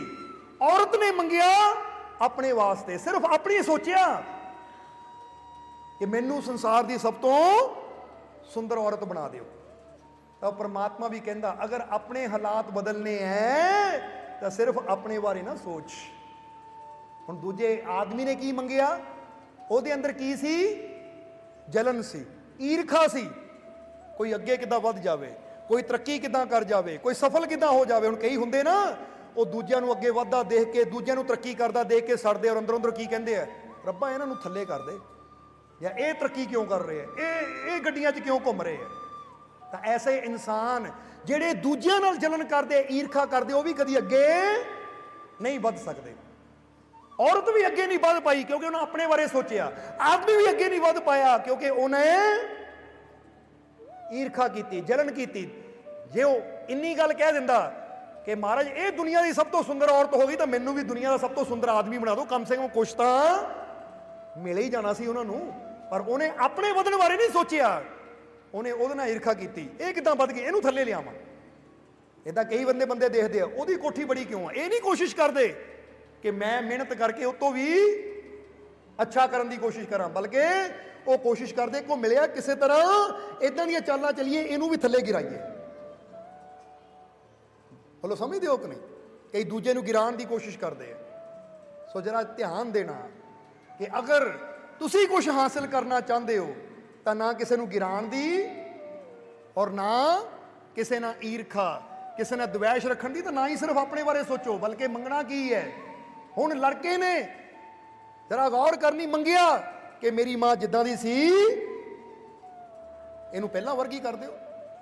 ਤਾਂ ਹੁਣ ਹਾਲਾਤ ਕੀ ਹੋਏ? ਵਰਦਾਨ ਤਿੰਨੇ ਹੀ ਸੀ, ਪਰ ਤਿੰਨੇ ਵਰਦਾਨ ਪੂਰੇ ਕਰਨ ਤੋਂ ਬਾਅਦ ਵੀ ਉਹਨਾਂ ਦੇ ਜੀਵਨ 'ਚ ਕੋਈ ਫਰਕ ਨਹੀਂ ਆਇਆ। ਤੇ ਇੱਕ ਗੱਲ ਤੁਸੀਂ ਵੀ ਯਾਦ ਰੱਖੋ ਹਮੇਸ਼ਾ ਕਿ ਜਦ ਵੀ ਮੰਗੋ ਤਾਂ ਸਿਰਫ ਪਰਿਵਾਰ ਵਾਸਤੇ ਹੀ ਨਾ ਮੰਗੋ, ਨਹੀਂ ਤਾਂ ਤੁਹਾਡੇ ਹਾਲਾਤ ਵੀ ਉੱਥੇ ਦੇ ਉੱਥੇ ਹੀ ਰਹਿ ਜਾਣਗੇ। ਜੇ ਮੰਗਣ ਦਾ ਮੌਕਾ ਮਿਲੇ ਤਾਂ ਕੀ ਕਹਿਣਾ ਹੈ, ਜਿੱਦਾਂ ਗੁਰੂਆਂ ਨੇ ਕਿਹਾ ਕਿ ਨਾਨਕ ਨਾਮ ਚੜ੍ਹਦੀ ਕਲਾ ਤੇਰੇ ਭਾਣੇ ਸਰਬੱਦਾ ਭਲਾ। ਜਦੋਂ ਵੀ ਮੰਗੋ ਤਾਂ ਇਹ ਮੰਗੋ ਕਿ ਇਹ ਪ੍ਰਮਾਤਮਾ ਸਭ ਨੂੰ ਖੁਸ਼ੀਆਂ ਦੇ, ਸਭ ਨੂੰ ਤੰਦਰੁਸਤੀ ਦੇ, ਸਭ ਦੇ ਰਿਜ਼ਕ ਵਿੱਚ ਬਰਕਤ ਦੇ, ਸਭ ਦੀ ਝੋਲੀ ਖੁਸ਼ੀਆਂ ਨਾਲ ਭਰ ਦੇ, ਸਭ ਦੇ ਘਰਾਂ 'ਚ ਪਿਆਰ ਹੋਵੇ, ਸੁੱਖ ਹੋਵੇ, ਸ਼ਾਂਤੀ ਹੋਵੇ। ਜਦੋਂ ਇਹ ਅਰਦਾਸ ਕਰਾਂਗੇ ਜਿਹਦੇ 'ਚ ਸਭ ਦਾ ਭਲਾ ਹੋਏਗਾ ਤਾਂ ਤੁਸੀਂ ਆਪ ਵੀ ਅੱਗੇ ਵਧੋਗੇ ਤੇ ਸੰਸਾਰ ਵੀ ਸੁੱਖਾਂ ਦਾ ਘਰ ਬਣ ਜਾਏਗਾ। ਸਮਝ ਰਹੇ ਹੋ ਕਿ ਨਹੀਂ?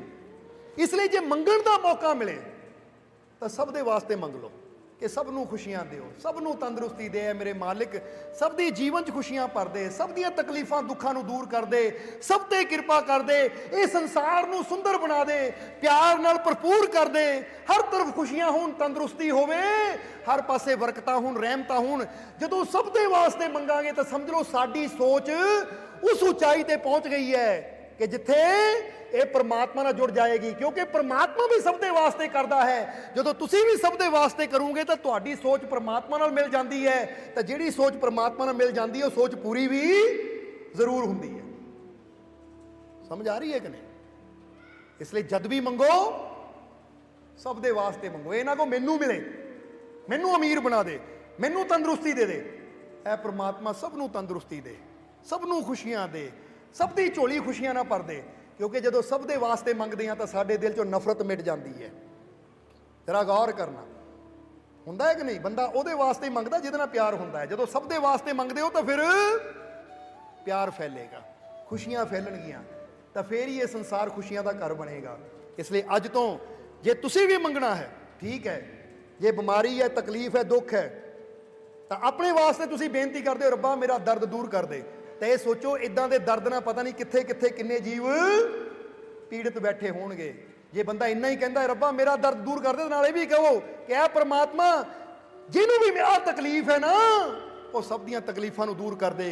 क्योंकि असीं कई बार दस्सिआ है कि कई वेरां तुहाडी एक छोटी जी दुआ अरदास दूजे की जिंदगी नूं बदल के रख दिंदी है। क्योंकि परमात्मा का भी ये कहना है कि जदों तू दूसरे वास्ते मंगदा है तो फिर वो जल्दी पूरी हुंदी है।